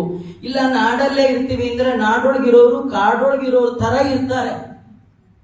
ಅಂದ್ರೆ ಈ ಬೋರ್ಡ್ ಹಾಕಿರ್ತಾರೆ ನೋಡಿ, ಬಿವೇರ್ ಆಫ್ ಡಾಗ್ ಅಂತ. ಬೊಗಳೋ ನಾಯಿನ ಹೊರಗೆ ಬಿಟ್ಟಿರ್ತಾರೆ, ಕಚ್ಚೋ ನಾಯಿ ಒಳಗೆ ಇರ್ತಾರೆ. ಯಾರು ಹೋದ್ರೆ ಸಾಕು ಮೈ ಮೇಲೆ ಬೀಳ್ತಾರೆ. ಇದು ಕಚ್ಚೋ ನಾಯಿ. ಪ್ರಾಣಿಗಳಿದ್ದಾಗಿರ್ತಾರೆ, ಅದು ಇರಬಾರ್ದು. ಮನಂಗತು ಕಾಡಿಗೆ ಹೋಗಿ ಸಜ್ಜನ ಸಮೂಹದಲ್ಲಿ ಕೂತು ಭಗವಂತನ ಕಥೆಯನ್ನು ಶ್ರವಣ ಮಾಡಬೇಕಂತೆ. ಹಾಗಾಗಿ ಕಣ್ಣ ಮುಚ್ಚುವ ಮೊದಲು ಕಾಡಲ್ಲಿ ಗೂಡು ಮಾಡಿ ಭಗವಂತನ ಧ್ಯಾನ ಮಾಡಬೇಕು. ಮಾಡಲಿಲ್ಲ ಅಂದ್ರೆ ಏನಾಗುತ್ತೆ ಆಚಾರ್ಯ? ಉದ್ದಿನ ಮೂಟೆ ಉರುಳೇ ಹೋಯ್ತು. ಇದು ಉದ್ದಿನ ಮೂಟೆ ರೀ. ಏನ್ ಗೊತ್ತಾ, ದೇವರು ನಮ್ಮ ದೇಹದ ಒಳಗೆ ಡೈಜೆಷನ್ದು ಎಲ್ಲ ವ್ಯವಸ್ಥೆ ಇಟ್ಟಿದ್ದಾನೆ. ಓಕೆ, ಬದುಕಿದೀವಿ. ಬೈ ಚಾನ್ಸ್ ನಾವು ತಿಂದು ಹುರುಳಿಕಾಯಿ, ನಾವು ತಿಂದು ಕುಂಬಳಕಾಯಿ, ನಾವು ತಿಂದ ಅಕ್ಕಿ ಗೋಧಿ ಏನಾದ್ರು ಡೈಜೆಷನ್ ಆಗದೆ ಅದೇ ಹಾಗೆ ಇದ್ಬಿಟ್ಟಿದ್ರೆ ಇದು ಎಷ್ಟು ದೊಡ್ಡ ಮೂಟೆ ಆಗ್ಬಿಡೋದು. ಅದ್ರೊಳಗೆ ಉದ್ದಿನ ಮೂಟೆ ಅದು ಮದ್ದಿನ ಮೂಟೆ. ಉದ್ದು ಒಂಥರ ಮದ್ದತನ ತರತ್ತಂತೆ. ಈಗ ತಿರುಪ್ತಿಲಿ ಹೋದ ತಕ್ಷಣ ಸ್ಟಾಲಲ್ಲಿ ಕೂತ್ಕೊಂಡ ತಕ್ಷಣ ದರ್ಶನಕ್ಕೆ ಮುಂಚೆ 2 ಬರತ್ರಿ. ಅದು ವಡೆ ಇಡ್ಲಿ ವಡೆ ಅಂತ. ಇಡ್ಲಿನೂ ಉದ್ದಿಂದೆ, ವಡೆನೂ ಉದ್ದಿಂದೆ. ಅದು ತಿಂದ್ಬಿಟ್ಟು ಆ ಕ್ಯೂನಲ್ಲಿ ನಿಂತ್ಬಿಟ್ರೆ ಹೀಗೆ ಮಾಡ್ತಾ ಇದ್ರೆ ಅದು ತೂಗಿರೆ ರಾಯರ ತೂಗಿರೆ ಗುರುಗಳ ತರ ಆಗ್ಬಿಡುತ್ತೆ. ದೇವ್ರ ಹತ್ರ ಹೋದ ತಕ್ಷಣ ಮೆಲ್ಲಗೊಂದು ಆಕಳಿಕೆ ಬರುತ್ತೆ. ತಿಮ್ಮಪ್ಪನ ಹತ್ರ ಹೋದ ತಕ್ಷಣ ಆಕಳಿಕೆ ಬಂದಾಗ ನೋಡಿ, ಸಾಮಾನ್ಯ ಅಂದ್ರೆ ಕಣ್ಣು ಮುಚ್ಚಿದ ತಕ್ಷಣ ಪದಂಡಿ ಅಂತ ಎಳೆದ ಹಾಕಿರ್ತಾನೆ. ಹೇಗಿತ್ತು ತಿರುಪ್ತಿ, ಇಂದಿರಾರಮಣ, ಗೋವಿಂದ. ಇದಕ್ಕೆ ಕಾರಣವಾದದ್ದು ಯಾವುದು? ಉದ್ದು. ಈ ಉದ್ದಿನ ಮೂಟೆ ಅದ್ಯಾಕೆ ಮೂಟೆ ಅಂದ್ರೆ ಮಿನಿಮಮ್ ವರ್ಷಕ್ಕೆ 3 ಸತಿ ಉದ್ದು ತಿಂತೀವಿ. ಒಂದು ಅಪ್ಪನ ತಿಥಿ, ಅಮ್ಮನ ತಿಥಿ, ಇನ್ನೊಂದು ಮಹಾಲಯ. ಇದು ಸಾಮಾನ್ಯ. ಡೈಲಿ ಅಲ್ಲಿ ಇಲ್ಲಿ ತಿನ್ನೋರ್ ಕತೆ ಇದ್ದು ದೊಡ್ಡ ಮೂಟೆ. ಅದು ಉರುಳೇ ಹೋಯ್ತು. ಆಗ ವಾಯುದೇವರು ಹೇಳ್ತಾರೆ, ನಮ್ಮಯ್ಯ ಹಕ್ಕಿ ಬಿಟ್ಟೆ 2 ಸತಿ. ಯಾಕೆಂದ್ರೆ ಆದರಾತ್ ವಿರುಕ್ತಿ. ಒಂದ್ಸತಿ ಹೇಳಿದ್ರೆ ನಿಮ್ಗೆ ಅರ್ಥ ಆಗುತ್ತೋ ಇಲ್ವೋ ಅಂತ 2 ಸತಿ ವಾಯುದೇವರು ಹೇಳ್ತಾರೆ. ಏನ್ ಹೇಳ್ತಾರೆ? ನಮ್ಮಯ್ಯ ಹಕ್ಕಿ ಅಂದ್ರೆ ನಾನ್ ಕಂಟ್ರೋಲ್ ಮಾಡ್ತಾ ಇರತಕ್ಕಂಥ ಈ ಇಂದ್ರಿಯಾಭಿಮಾನಿ ದೇವತೆಗಳನ್ನ ಬಿಟ್ಬಿಟ್ಟಿದ್ದೀನಿ. ನಿಮ್ಮಯ್ಯ ಹಕ್ಕಿ ಇದು ನನ್ನ ದೇಹ, ನಾನು ಅಂತ ಏನೋ ಒಂದು ಸಾಕೊಂಡಿದ್ದೀರಲ್ಲ, ಜೋಪಾನ. ಈ ಜೋಪಾನ ಅಂದ್ರೆ ಕ್ವಶನ್ ಮಾಡ್ಕೊಳ್ಳಿಕ್ಕೆ ಸಾಧ್ಯವಾ? ನಿಮ್ ಕೈಲಿ ಆಗತ್ತಾ? ಒಳಗಿರುವ ಜೀವವನ್ನ ಇಟ್ಕೊಳ್ಳಿಕ್ಕೆ ಯೋಗ್ಯತೆ ಇದೆಯಾ? ಹಾಗಾದ್ರೆ ಉದ್ದಿನ ಮೂಟೆ ಉರುಳಕ್ ಮುಂಚೆ, ಕಣ್ಣು ಮುಚ್ಚಕ್ ಮುಂಚೆ ಕಾಡಲ್ಲಿ ಗೂಡು ಮಾಡಿ ಭಗವಂತನ ಪಾದಾರವಿಂದವನ್ನ ಹೊಂದಿ ಅಂತ ಹೇಳಿದ ಹಿಂದಿನ ಜನಪದ ಕಥೆ. ಇವತ್ತೆಲ್ಲ ಮೊಬೈಲ್ ಬಂದ ಮೇಲೆ ಯಾರು ಆಡೋದು ಬಿಟ್ರು, ಬರೀ ಎಲ್ಲಾನು ಅದ್ರೊಳಗೆ ಸೇರ್ಕೊಂಡ್ ಬಿಟ್ಟಿರೋದ್ರಿಂದ ಏನು ನಮಗೆ ಗೊತ್ತಾಗ್ತಿಲ್ಲ. ಇಲ್ಲಿ ಆ ಭರತ ತಾನು ಆ ಪಾದುಕೆಯನ್ನು ತೆಗೆದುಕೊಂಡು ಹೋದ ಅಂದ್ರೆ ದತ್ವಾಸ್ಮೈ ಪಾದುಕೆಯಸ್ವೇ, ಸ್ವಂತ ತನ್ನದೇ ಆಗಿರ್ತಕ್ಕಂಥ ಪ್ರತಿರೂಪವಾದ ಪಾದುಕೆಯನ್ನ ಭಗವಂತ ಕೊಟ್ಟಿದ್ದಾನೆ. ಅಲ್ಲಿಂದ ಮುಂದೆ ಭಗವಂತ ಈ ರಾಮಚಂದ್ರ ದೇವರು ಪಾದುಕೆಯನ್ನ ಕೊಟ್ಟ ಮೇಲೆ ಮುಂದೆ ಆ ಭಗವಂತ ಕ್ಷಿತಿಭರಣ ಕೃತೌ ಪ್ರೇಷ್ಯತಂ ಕಾಕನೇತ್ರಂ, ರಾಮಚಂದ್ರ ದೇವರು ಭರತನನ್ನ ಕಳಿಸಿಕೊಟ್ಟಿದ್ದಾರೆ. ಆ ನಂತರದಲ್ಲಿ ವಾಸ ಮಾಡುವ ಸಂದರ್ಭದಲ್ಲಿ ಅಲ್ಲಿ ಒಂದು ಘಟನೆ ನಡೆದಿರತಕ್ಕಂಥದ್ದು. ಕುರಂಗಾಸುರ ಅಂತ ಒಬ್ಬ ದೈತ್ಯ, ಅವನನ್ನ ರಾಮಚಂದ್ರ ದೇವರು ಸಂಹಾರ ಮಾಡಿದ್ದಾರೆ. ಕುರಂಗಾಸುರ ಬ್ರಹ್ಮದೇವರನ್ನು ಕುರಿತು ತಪಸ್ಸು ಮಾಡಿದ. ಎಲ್ಲಿವರೆಗೂ ಕಾಗೆಗಳಲ್ಲಿ ಕಣ್ಣಲ್ಲಿ ದೃಷ್ಟಿ ಇರುತ್ತೆ ಅಲ್ಲಿವರೆಗೂ ನಂಗೆ ಸಾವು ಬರಬಾರದು ಅಂತ ಕೇಳಿದ. ಅದೇ ಸಂದರ್ಭದಲ್ಲಿ ಇಂದ್ರನ ಮಗ ಜಯಂತನಿಗೆ ಭೂಲೋಕದಲ್ಲಿ ಹುಟ್ಟುವಂತಹ ಒಂದು ಪ್ರಾರಬ್ಧ. ಆ ಸಂದರ್ಭದಲ್ಲಿ ಜಯಂತನ ಒಳಗೆ ಈ ದೈತ್ಯನ ಪ್ರವೇಶ. ಜಯಂತನಿಗೆ ದುರ್ಬುದ್ಧಿ. ಜಯಂತನ್ ನೋಡಿ ರಾಮದೇವರಿಗೆ ಕಾರುಣ್ಯ, ಒಳ್ಳೆ ಹುಡುಗ, ಇಂದ್ರನ ಮಗ ಅನ್ಯಾಯವಾಗಿ ಕೆಟ್ಟವರ ಸಹವಾಸ ಮಾಡಿದ್ದಾನೆ, ಇವನನ್ನು ಉದ್ಧಾರ ಮಾಡಬೇಕು ಅಂತ ರಾಮಚಂದ್ರ ದೇವರು ಎಲ್ಲ ಕಡೆ ಸಂಚಾರ ಮಾಡ್ತಾ ತಮಗೆ ದಣಿವಾದಂತೆ ಸೀತಾದೇವಿಯ ತೊಡೆಯಲ್ಲಿ ತಲೆಯನ್ನಿಟ್ಟು ಮಲಗಿದ್ದಾರೆ. ಆ ಸಂದರ್ಭದಲ್ಲಿ ಆ ಜಯಂತನ ಒಳಗಿದ್ದಂತಹ ಕುರಂಗಾಸುರನಿಗೆ ಸೀತಾಲಕ್ಷ್ಮಿಯ ರೂಪ, ಆ ಲಕ್ಷ್ಮಿಯವಳು ಸಾಕ್ಷಾತ್ ಮಹಾಲಕ್ಷ್ಮಿ, ಅವಳ ರೂಪ ಕಣ್ಣು ಕೋರೈಸ್ತಾ ಇದೆ. ಅವನೇನ್ ಮಾಡಿದ್ದಾನೆ, ತನ್ನ ಹರಿತವಾದ ಕೊಕ್ಕಿನಿಂದ ಅವಳ ವಕ್ಷಸ್ಥಲವನ್ನ ಕುಕ್ಕಿ ರಕ್ತ ಬರುವಂತೆ ಮಾಡಿದ್ದಾನೆ. ಯದ್ಯಪಿ ನಿತ್ಯ ಮುಕ್ತಳಾದ ರಮಾದೇವಿಗೆ ನಿಮ್ಮಂತೆ ದೇಹ ಇಲ್ಲ, ಅವಳ ದೇಹವೇ ಅದು ಬೇರೆ. ಆದರೂ ಕೂಡ ಭಗವಂತನ ಚಿಂತನೆಯನ್ನ ತಿಳಿದ ಮಹಾಲಕ್ಷ್ಮಿ ರಕ್ತ ಸೋರುವ ಹಾಗೆ ಮಾಡಿ ಆ ರಕ್ತ ಮಲಗಿದ ರಾಮನ ಕೆನ್ನೆಯ ಮೇಲೆ ಬಿತ್ತಂತೆ. ಇದೇನು ಬೀಳ್ತಾ ಇದೆ ನೋಡುವಾಗ ಸೀತಾದೇವಿಯ ವಕ್ಷಸ್ಥಲದಿಂದ ಬಂದ ರಕ್ತ ಹೇಗೆ ಅಂತ ವಿಚಾರ ಮಾಡುವಾಗ ಕಾಗೆ ಕಡೆ ಕೈ ತೋರಿಸ್ತಾ ಇದ್ದಾಳೆ. ರಾಮಚಂದ್ರ ದೇವರು ಇರು ಒಂದು ನಿಮಿಷ ಅಂತ ಹೇಳಿ ಒಳಗೆ ಹೋಗಿ ಬಿಲ್ಲು ಬಾಣ ತಂದ್ರು ಅನ್ನೋ ಪ್ರೋಗ್ರಾಮೇ ಇಲ್ಲ. ಅಲ್ಲೇ ಇದ್ದಂತ ಒಂದು ಹುಲ್ಲು ಕಡ್ಡಿಯನ್ನ ಸ್ವೀಕಾರ ಮಾಡಿ ಬ್ರಹ್ಮಾಸ್ತ್ರವನ್ನೇ ಪ್ರಯೋಗ ಮಾಡಿಬಿಟ್ಟಿದ್ದಾರೆ. ಅಸ್ತ್ರವೂ ಬೇಕಿಲ್ಲ, ಕೇವಲ ಲೀಲಾ ಮಾತ್ರ ಪ್ರಭೋ ಸೃಷ್ಟಿ. 14 ಲೋಕದ ಒಡೆಯನಾದ ಭಗವಂತ ರಾಮನಿಗೆ ಸೃಷ್ಟಿ ಕೂಡ ಆಟ, ಸಂಹಾರವೂ ಕೂಡ ಆಟವಾದರೂ ಕೂಡ ರಕ್ಷಣೆ ಮಾಡುವ ಕ್ರಮವನ್ನ ತೋರಿಸ್ತಾ ತಾನು ಒಂದು ಬಾಣವನ್ನ ಪ್ರಯೋಗ ಮಾಡಿ 3 ಲೋಕದಲ್ಲಿ ಎಲ್ಲಿ ಹೋದರೂ ಕೂಡ ಆ ಕಾಗೆಗೆ ಆಶ್ರಯ ಇಲ್ಲ. ಯಾಕಂದ್ರೆ ರಾಮನ ವಿರುದ್ಧ ಹೊರಟವರಿಗೆ ಜಗತ್ತಿನಲ್ಲಿ ಆಶ್ರಯ ಕೊಡೋರು ಯಾರಿಲ್ಲ. ದೇವರು ಧರ್ಮಕ್ಕೆ ವಿರುದ್ಧ ಹೊರಟ ಅಂದ್ರೆ ಅಧಪತನ ಕಟ್ಟಿಟ್ಟ ಬುದ್ಧಿ ಅಂತ ತೋರಿಸಿಕೊಟ್ಟ ಕಥೆ ಕುರಂಗಾಸುರನ ಸಂಹಾರವನ್ನ ರಾಮಚಂದ್ರ ದೇವರು ಮಾಡಿದ್ದಾರೆ. ಆ ನಂತರದಲ್ಲಿ ಚಿತ್ರಕೂಟವನ್ನ ಪರಿತ್ಯಾಗ ಮಾಡಿದ್ದಾರೆ. ಅಲ್ಲಿಂದ ಚಿತ್ರಕೂಟವನ್ನ ಬಿಟ್ಟಂತಹ ರಾಮಚಂದ್ರ ದೇವರು ಅಲ್ಲಿಂದ ಮುಂದೆ ಪ್ರಯಾಣವನ್ನ ಮಾಡ್ತಾ ಅವರು ಅತ್ರಿ ನಾಮ್ನ ಆರಾಧ್ಯ ಅಂತ ವರ್ಣನೆ ಮಾಡ್ತಾ ಇದ್ದಾರೆ. ಅತ್ರಿ ಋಷಿಗಳು ಅವರ ಮಹಿಮೆಯನ್ನ ವರ್ಣನೆ ಮಾಡ್ತಾರೆ. ಸಾಮಾನ್ಯರಲ್ಲ. ರಾಮ ಯಾರ್ದಾರು ಮನೆಗೆ ಬರಬೇಕಾದ್ರೆ ಜನ್ಮ ಜನ್ಮಾಂತರದ ತಪಸ್ಸಿನ ಫಲ ಇದ್ದವರಿಗೆ ಮಾತ್ರ ರಾಮ ಬರ್ತಾನೆ ವಿನಃ ಎಲ್ಲರ ಮನೆಗೆ ರಾಮ ಬರೋಲ್ಲ. ಅತ್ರಿ ಋಷಿಗಳ ಮನೆಗೆ ಬಂದಿದ್ದಾನೆ ಅಂದ್ರೆ ಎಂಥ ಅತ್ರಿ ಋಷಿಗಳು. ಅವ್ರ ಮನೆಗೆ ಯಾಕೆ ಬಂದ ಅಂದ್ರೆ ಅವರಲ್ಲಿ 3 ಇರ್ಲಿಲ್ಲಂತೆ, ಅದಕ್ಕೆ ಅವ್ರ ಮನೆಗೆ ಬಂದಂತೆ. 3 ಇಲ್ಲದೆ ಇದ್ದವರು ಅತ್ರಿಗಳು. ನಮ್ಮಲ್ಲಿ 3 ಇಲ್ಲದೆ ಇದ್ದವರು ಅಂದ್ರೆ ಇನ್ನೇನೋ ಅನ್ಕೊಂಡ್ಬಿಟ್ಟಿರ. ಆ 3 ಇಲ್ಲದೆ ಇದ್ದವ್ರು ಊರಿಗೆ ದೊಡ್ಡವರು ಅಂತ. ಆ ಥರ 3 ಅಲ್ಲ ಅವರಲ್ಲಿ. ಭಗವದ್ಗೀತೆಯಲ್ಲಿ ಕೃಷ್ಣ ಹೇಳ್ತಾನೆ ನರಕದ 3 ದ್ವಾರಗಳು ಅಂತ. ಯಾವುದು? ಕಾಮ, ಕ್ರೋಧ, ಲೋಭವನ್ನ ಕರೀತಾರೆ. ಆ 3 ಅವರಲ್ಲಿ ಇರಲಿಲ್ಲ. ನ ತ್ರಿ ಅತ್ರಿ. ಅವರಲ್ಲಿ ಕಾಮ ಇಲ್ಲ, ಕ್ರೋಧ ಇಲ್ಲ, ಲೋಭ ಇಲ್ಲದ ಕಾರಣ ಅವರು ಅತ್ರಿ ಋಷಿಗಳು. ಅವರಿಗೆ ಸಿಕ್ಕಂತ ಹೆಂಡತಿ ಕೂಡ ಅನಸೂಯ. ಇಬ್ರು ಕೂಡ ಅತ್ಯದ್ಭುತವಾದ ತಪಸ್ಸನ್ನ ಮಾಡಿದ ಪ್ರಭಾವದಿಂದ 3 ಜನ ದೇವತೆಗಳು ಕಣ್ಮುಂದೆ ನಿಂತಿದ್ದಾರೆ. ನೀವೇ ಮಕ್ಕಳಾಗಿ ಬರಬೇಕು ಅಂತಂದಾಗ ರುದ್ರದೇವರು ದೂರ್ವಾಸರಾಗಿ ಬಂದಿದ್ದಾರೆ. ಬ್ರಹ್ಮದೇವರಿಗೆ ಅವತಾರ ಇಲ್ಲದ ಕಾರಣ ಅತ್ರಿಯಲ್ಲಿ ಹುಟ್ಟಿದ ಚಂದ್ರನ ಒಳಗೆ ಅವರ ಒಂದು ಸನ್ನಿಧಾನ ವಿಶೇಷ. ಅತ್ರಿ ಅನಸೂಯ ತಪಸ್ಸಿಗೆ ಮೆಚ್ಚಿದ ಭಗವಂತ ಅಂದ, ನಿಮ್ಮನೆಗೆ ನಾನು ದತ್ತು ಮಗನಾಗಿ ಬರ್ತೇನೆ ಅಂತ ಹೇಳಿ ಅತ್ರಿಗೆ ದತ್ತು ಬಂದ ಕಾರಣ ಮಕ್ಕಳಿಂದ ಇದ್ದವರು ದತ್ತು ಸ್ವೀಕಾರ ಅಂತ ಮಾಡ್ತಾರೆ. ಹಾಗೆ ಸ್ವಯಂ ಭಗವಂತ ಮನವನಿತ್ತರೆ ತನ್ನ ನೀವನು. ಮನಪೂರ್ವಕವಾಗಿ ತಾವು ಮಾಡುವ ಎಲ್ಲ ಕರ್ಮಗಳನ್ನ ಭಗವತ್ ಪೂಜಾ ರೂಪವಾಗಿ ಯಾರು ಅರ್ಪಣೆ ಮಾಡಿರ್ತಾರೆ ಅವ್ರಿಗೇನು ಫಲ ಅಂದ್ರೆ ಅವ್ರ ಮನೆಗೆ ದೇವರೇ ಬಂದ್ಬಿಡ್ತಾನೆ. ಹಾಗೆ ಬಂದದ್ದು ಯಾರ ಮನೆಗೆ ಅಂದ್ರೆ ಅತ್ರಿ ಮತ್ತೆ ಅನಸೂಯ ಮನೆಗೆ ಬಂದ ಕಾರಣ ಅವನಿಗೆ ದತ್ತಾತ್ರೇಯ ಅಂತ ಬಂತು. ಇಂತಹ ಮಹಾತ್ಮರು ತ್ರಿಮೂರ್ತಿಗಳನ್ನೇ ತಾವು ತಪಸ್ಸಿನಿಂದ ವಶ ಮಾಡಿಕೊಂಡ ಮಹಾತ್ಮರ ಮನೆಗೆ ಸ್ವಯಂ ಭಗವಂತ ಮತ್ತೊಂದು ರೂಪ ರಾಮರೂಪದಿಂದ ಅತ್ರಿ ಋಷಿಗಳ ಮನೆಗೆ ಬಂದಿದ್ದಾಗ ಅತ್ರಿ ಋಷಿಗಳು ತಮ್ಮ ಹಿಮೆ ಹೇಳಲ್ಲಂತ. ರಾಮನ್ ಕೂಡಿಸ್ಕೊಂಡು ಹೇಳ್ತಾರೆ ಈಕೆ ನನ್ನ ಧರ್ಮಪತ್ನಿ, ಇವಳ ಹೆಸರು ಅನಸೂಯ. ಇವಳದು ಬಗ್ಗೆ ನಾನು ನಿಮಗೆ ಹೇಳಬೇಕು. ಗಂಗೆಯ ನೀರು ಒಣಗಿದಾಗ, ಗಂಗೆಯ ಭೂಪ್ರದೇಶದಲ್ಲಿ ಎಲ್ಲಿಯೂ ಆಹಾರ ಬೆಳೆ ಇಲ್ಲದ ಸಂದರ್ಭದಲ್ಲಿ 1000 ವರ್ಷ ತಪಸ್ಸು ಮಾಡಿ ಗಂಗೆಯಲ್ಲಿ ನೀರು ತರಿಸಿದವಳು ನನ್ನ ಹೆಂಡತಿ ಅಂತ ಹೆಂಡತಿಯ ಮಹಿಮೆಯನ್ನ ರಾಮನ ಮುಂದೆ ಹೇಳ್ತಾ ಇದ್ದಾರೆ. ಅಂದ್ರೆ ಹೆಂಡತಿಯನ್ನ ಕೊಂಡಾಡುವಂತಹ ದೊಡ್ಡ ಗುಣ ಅಗಸ್ತ್ಯರಲ್ಲಿ ನಾವು ನೋಡಬೇಕು. ಇಂತಹ ದಂಪತಿಗಳನ್ನು 10,000 ವರ್ಷ ತಪಸ್ಸು ಮಾಡಿ ತನ್ನ ತಪೋಬಲದಿಂದ ಮಳೆ ಸುರಿಯುವಂತೆ ಮಾಡಿ ಇದುವರೆಗೆ ಗಂಗಾ ಬತ್ತಬಾರದು ಹಾಗೆ ತನ್ನ ಪಾತಿವ್ರತ್ಯದಿಂದ ಮಾಡಿದಂತಹ ಮಹಾ ಮಹಿಳೆ ಇವಳು ಅಂತ ಹೀಗೆಲ್ಲ ತೋರಿಸ್ಕೊಡ್ತಾ ಇದ್ದಾರೆ.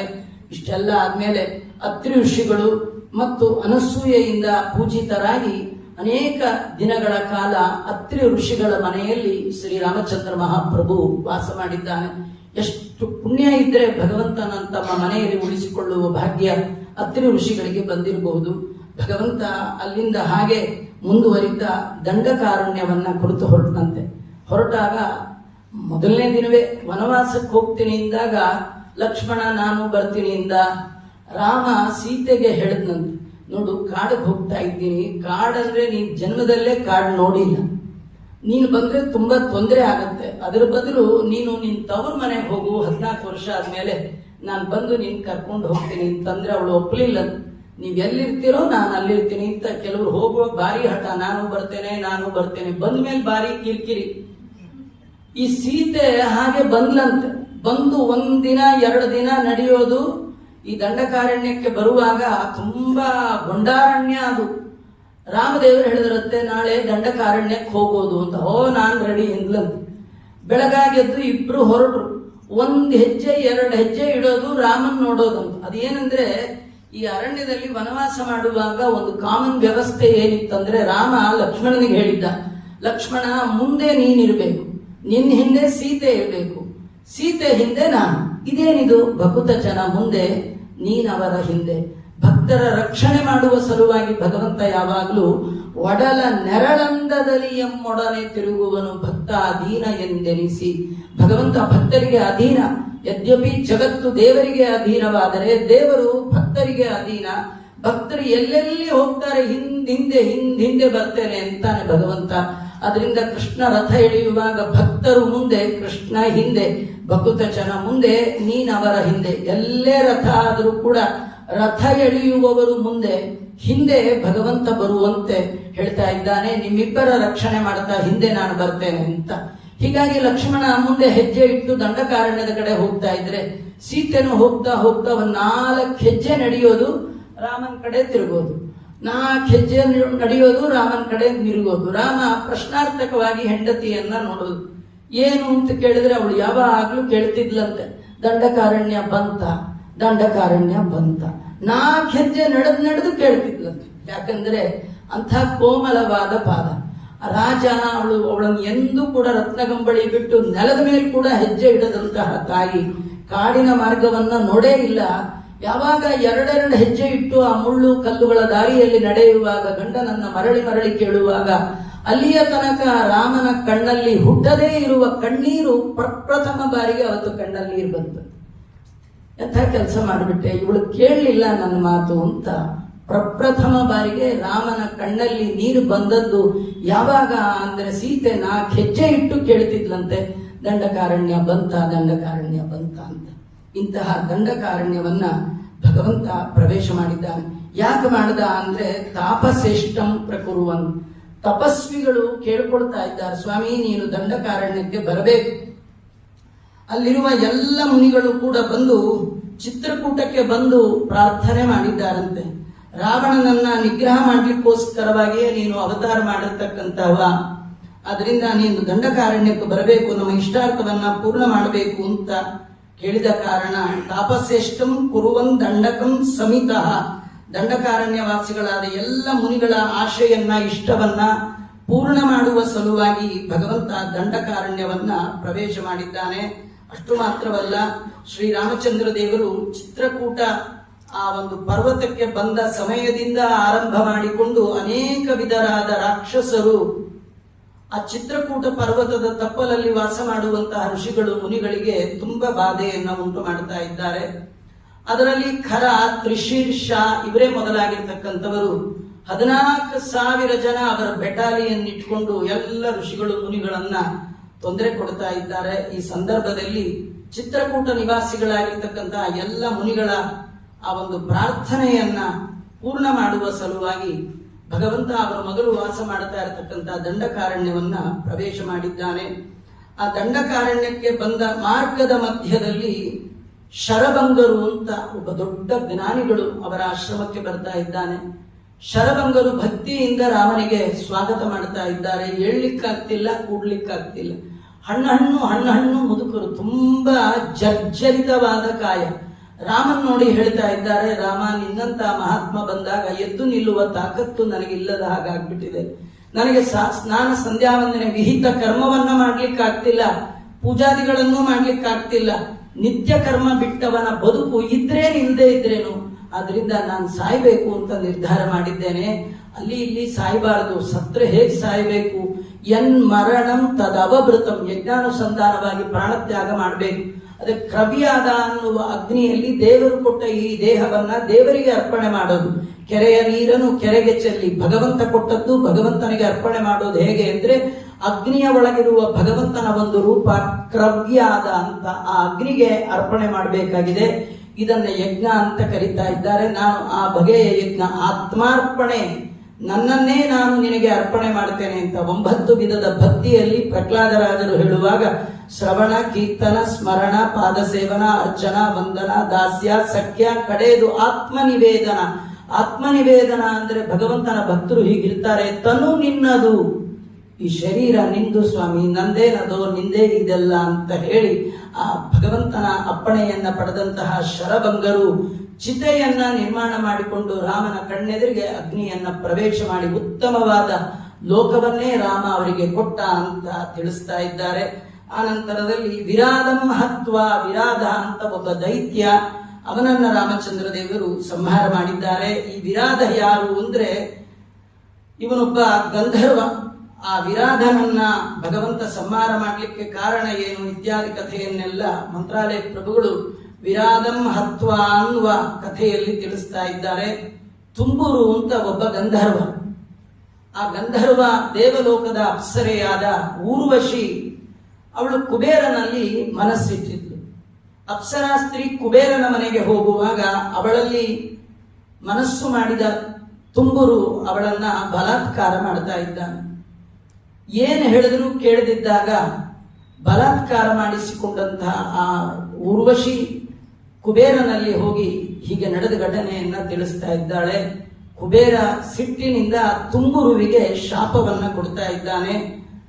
ನೀನು ಇಷ್ಟ ಇಲ್ಲದ ಹೆಣ್ಣನ್ನ ರಾಕ್ಷಸಿ ಪ್ರವೃತ್ತಿಯಿಂದ ನೀನು ಈ ರೀತಿ ಮಾಡಿದ ಕಾರಣ ನಿನಗೆ ರಾಕ್ಷಸ ರೂಪ ಬರಲಿ ಅಂತ ಶಾಪ ಕೊಟ್ಟಿದ್ದ. ತುಂಬೂರಿಗೆ ಜ್ಞಾನೋದಯ ಆಯಿತು. ಮಾಡೋ ತಪ್ಪು ಸ್ವಲ್ಪ ಹೊತ್ತು, ಆದರೆ ಅನುಭವಿಸಬೇಕಾದ್ದು ತುಂಬ ಹೊತ್ತು. ಮಾಡಿದ್ದುಣ್ಣೋ ಮಹಾರಾಯ ಕಾಲಿಗೆ ಬಿದ್ದ ಕುಬೇರನ ಕಾಲಿಗೆ ಬಿದ್ದು ಕೇಳ್ಕೊಳ್ತಾ ಇದ್ದಾನೆ, ನನ್ನ ಶಾಪ ವಿಮೋಚನೆ ಹೇಗೆ ಅಂತ. ಆ ಸಂದರ್ಭದಲ್ಲಿ ಕುಬೇರ ಹೇಳ್ತಾ ಇದ್ದಾನೆ, ಮುಂದೆ ಭಗವಂತ ರಾಮನಾಗಿ ಅವತಾರ ಮಾಡಿ ಈ ಮಾರ್ಗದಿಂದ ಬರುವಾಗ ನಿನ್ನನ್ನು ಉದ್ಧಾರ ಮಾಡ್ತಾರೆ ಅಂತ ಹೇಳಿದಾಗ ಆ ತುಂಬುರು ಅವನೇ ವಿರಾಧ ಅನ್ನುವ ಹೆಸರಿನಿಂದ ರಾಕ್ಷಸನಾಗಿ ಹುಟ್ಟಿದ್ದಾನೆ. ರುದ್ರದೇವರನ್ನ ಕುರಿತು ಯಾರಿಂದಲೂ ಮರಣ ಬೇಡ ಅಂತ ಸಾಮಾನ್ಯವಾಗಿ ದೈತ್ಯರು ಯಾವಾಗ ಎಲ್ಲಿ ಏನೇ ತಪಸ್ಸು ಮಾಡಿದ್ರು ಅವ್ರು ಕೇಳೋದು ಬಾಯಲ್ಲಿ ಬರೋದು ಒಂದೇ ವರ, ಸಾವು ಬೇಡ, ಸಾವು ಬೇಡ, ಸಾವು ಬೇಡ. ನಮ್ಮಲ್ಲಿಯೂ ಯಾರಿಗಾದ್ರೂ ಸಾವು ಬೇಡ ಅಂತಿದ್ರೆ ಒಂಥರ ದೈತ್ಯರಿದ್ದ ಹಾಗೆ. ಅದರಿಂದ ಸಾವು ಬೇಡ ಅನ್ನೋರು ದೈತ್ಯರು, ಸಾವು ಬರಲಿ ಅನ್ನೋರು ದೇವತೆಗಳು, ಹುಟ್ಟು ಬೇಡ ಅನ್ನೋರು ದೇವತೆಗಳು. ಹುಟ್ಟು ಬೇಡ ಅಂತನ್ಬೇಕು, ಹುಟ್ಟಿಸಲೇ ಬೇಡ ಇನ್ನು ಹುಟ್ಟಿಸಿದಕ್ಕೆ ಪಾಲಿಸಿನ್ನು, ಇಷ್ಟು ಮಾತ್ರ ಬೇಡಿ ಕೊಂಬೆ ಶ್ರೀಕೃಷ್ಣನೇ ಅಂತ ಹೇಳ್ತಾ ಇದ್ದಾರೆ. ಕುಬೇರನ ಶಾಪದಿಂದ ವಿರಾಧ ತಾನು ರಾಕ್ಷಸನಾಗಿ ಹುಟ್ಟಿ ರುದ್ರದೇವರಿಂದ ಅವಧ್ಯತ್ವ ವರವನ್ನು ಸ್ವೀಕಾರ ಮಾಡಿ ತನ್ನ ಸುತ್ತಮುತ್ತಲೂ ಇರುವಂತಹ ಋಷಿಗಳು ಮುನಿಗಳನ್ನ ಭಕ್ಷಣೆ ಮಾಡ್ತಾ ಇದ್ದಾನೆ. ಈ ಸಂದರ್ಭದಲ್ಲಿ ರಾಮದೇವರು ವಿಚಾರ ಮಾಡಿದ್ದಾರೆ, ವಿರಾಧನ ಒಳಗಿರುವಂತಹ ತುಂಬುರುವನ್ನ ಉದ್ಧಾರ ಮಾಡಬೇಕು ಅಂತ ಹೇಳಿ ಅವನು ಈ ರಾಮ ಮತ್ತು ಲಕ್ಷ್ಮಣರನ್ನ ತಾನು ತಿನ್ನಬೇಕು ಅಂತ ಬಂದ ಸಂದರ್ಭದಲ್ಲಿ ಅವನ ಕೈಗಳನ್ನ ಕತ್ತರಿಸಿ ಹಾಕಿದ್ದಾರೆ. ಕತ್ತರಿಸಿ ಹಾಕಿ ರುದ್ರದೇವರಿಗಿಂತಲೂ ಉತ್ತಮನಾದ ಬ್ರಹ್ಮದೇವರಿಗಿಂತಲೂ ಉತ್ತಮನಾದವ ನಾನು ಸರ್ವೋತ್ತಮ ಅನ್ನುವ ವಿಷಯವನ್ನ ಅಲ್ಲಿ ತಿಳಿಸಿಕೊಟ್ಟಿದ್ದಾರೆ. ಆ ನಂತರದಲ್ಲಿ ಆ ಶರಭಂಗರು ವಿರಾಧನನ್ನ ಕೊಂದು ಸಂಹಾರ ಮಾಡಿ ಉದ್ಧಾರ ಮಾಡಿ ಒಳಗಿರುವಂತಹ ಉತ್ತಮ ವ್ಯಕ್ತಿಯನ್ನ ಮುಂದೆ 9 ವರ್ಷಗಳ ಕಾಲ 14 ವರ್ಷ ತನ್ನ ವನವಾಸದಲ್ಲಿ ಋಷಿಗಳ ಮನೆಯಲ್ಲಿ ಯಾವ್ಯಾವ ಋಷಿಗಳು ಇವನಿಗೆ ಆಹ್ವಾನ ಮಾಡಿದ್ದಾರೆ, ಅನೇಕ ಋಷಿಗಳು ಒಬ್ಬೊಬ್ಬರ ಮನೆಯಲ್ಲಿ 2 ತಿಂಗಳು ವಾಸ ಮಾಡಿ 9 ವರ್ಷವನ್ನ ರಾಮಚಂದ್ರ ದೇವರು ಅಲ್ಲಿಂದ ಕಳೆದಿದ್ದಾರೆ ಅಂತ ವರ್ಣನೆ ಮಾಡ್ತಾ ಇದ್ದಾರೆ. 2 ತಿಂಗಳು ಒಬ್ಬ ಋಷಿಗಳ ಮನೆಯಲ್ಲಿದ್ದಾನೆ ಅಂದ್ರೆ ಆ ಋಷಿಗಳು ಭಗವಂತನನ್ನ 2 ತಿಂಗಳು ತಮ್ಮ ಮನೆಯಲ್ಲಿ ಇಟ್ಕೊಳ್ಳೋದು ಅಂದ್ರೆ ಒಂದಿನ ಸ್ವಾಮಿಗಳು ಬಂದು ಪಾದ ಪೂಜೆ ಮಾಡಿಸ್ಕೊಂಡು ಹೋದ್ರೆ ಊರವ್ರಿಗೆಲ್ಲ ಹೇಳ್ತಾ ಇರ್ತೀವಿ, ನಮ್ಮ ಮನೆಗೆ ಸ್ವಾಮಿಗಳು ಬಂದಿದ್ರು ಅಂತ. ಸ್ವಾಮಿಗಳಿಂದ ಅರ್ಚಿತನಾದ ಪಾದ ಪಲ್ಲವ ಉಳ್ಳ ಪರಮಾತ್ಮ 2 ತಿಂಗಳು ಒಬ್ಬ ಋಷಿಗಳ ಮನೆಯಲ್ಲಿದ್ದಾನೆ ಅಂದ್ರೆ ಆ ಋಷಿಗಳ ತಪಸ್ಸಿನ ಪುಣ್ಯದ ಪ್ರಭಾವ ಎಷ್ಟಿರಬೇಕು ಅಂತ ನಾವು ವಿಚಾರ ಮಾಡಬೇಕಾದ್ದು. ಹೀಗೆ ರಾಮಚಂದ್ರ ದೇವರು ಕಾರುಣ್ಯದಿಂದ ಹಾಗೆಲ್ಲ ಮಾಡಿ ಕಡೆಗೆ ಅಗಸ್ತ್ಯರ ಆಶ್ರಮಕ್ಕೆ ಭಗವಂತ ತಾನು ಬಂದಿದ್ದಾನೆ. ಅಗಸ್ತ್ಯರೇನು ಸಾಮಾನ್ಯರಲ್ಲ, ಅಗಸ್ತ್ಯರ ಮಹಿಮೆಯನ್ನ ರಾಮಾಯಣದಲ್ಲಿ ವರ್ಣನೆ ಮಾಡ್ತಾ ಇದ್ದಾರೆ. ಅಗಸ್ತ್ಯರು ಆಗಿನ ಕಾಲದಲ್ಲಿ ಎಲ್ಲ ಬ್ರಾಹ್ಮಣರಿಗೆ ಭಾರಿ ಅನುಕೂಲ ಮಾಡಿದ ಮಹಾನುಭಾವರು. ಆ ಕಾಲದಲ್ಲಿ ಇಬ್ಬರು ರಾಕ್ಷಸರಿದ್ದರು. ಒಬ್ಬ ವಾತಾಪಿ ಮತ್ತೊಬ್ಬ ಇಲ್ವಲ ಅಂತ. ಇಲ್ವಲ ತಾನು ಇಬ್ಬರು ಬ್ರಾಹ್ಮಣರಂತೆ ವೇಷವನ್ನ ಧಾರಣೆ ಮಾಡಿಕೊಂಡು ಉಳಿದ ಬ್ರಾಹ್ಮಣರ ಮನೆಗೆ ಹೋಗಿ ನಾಳೆ ನಮ್ಮ ತಂದೆ ಕಾರ್ಯ ಇದೆ ನೀವು ಬರಬೇಕು ಅಂತ.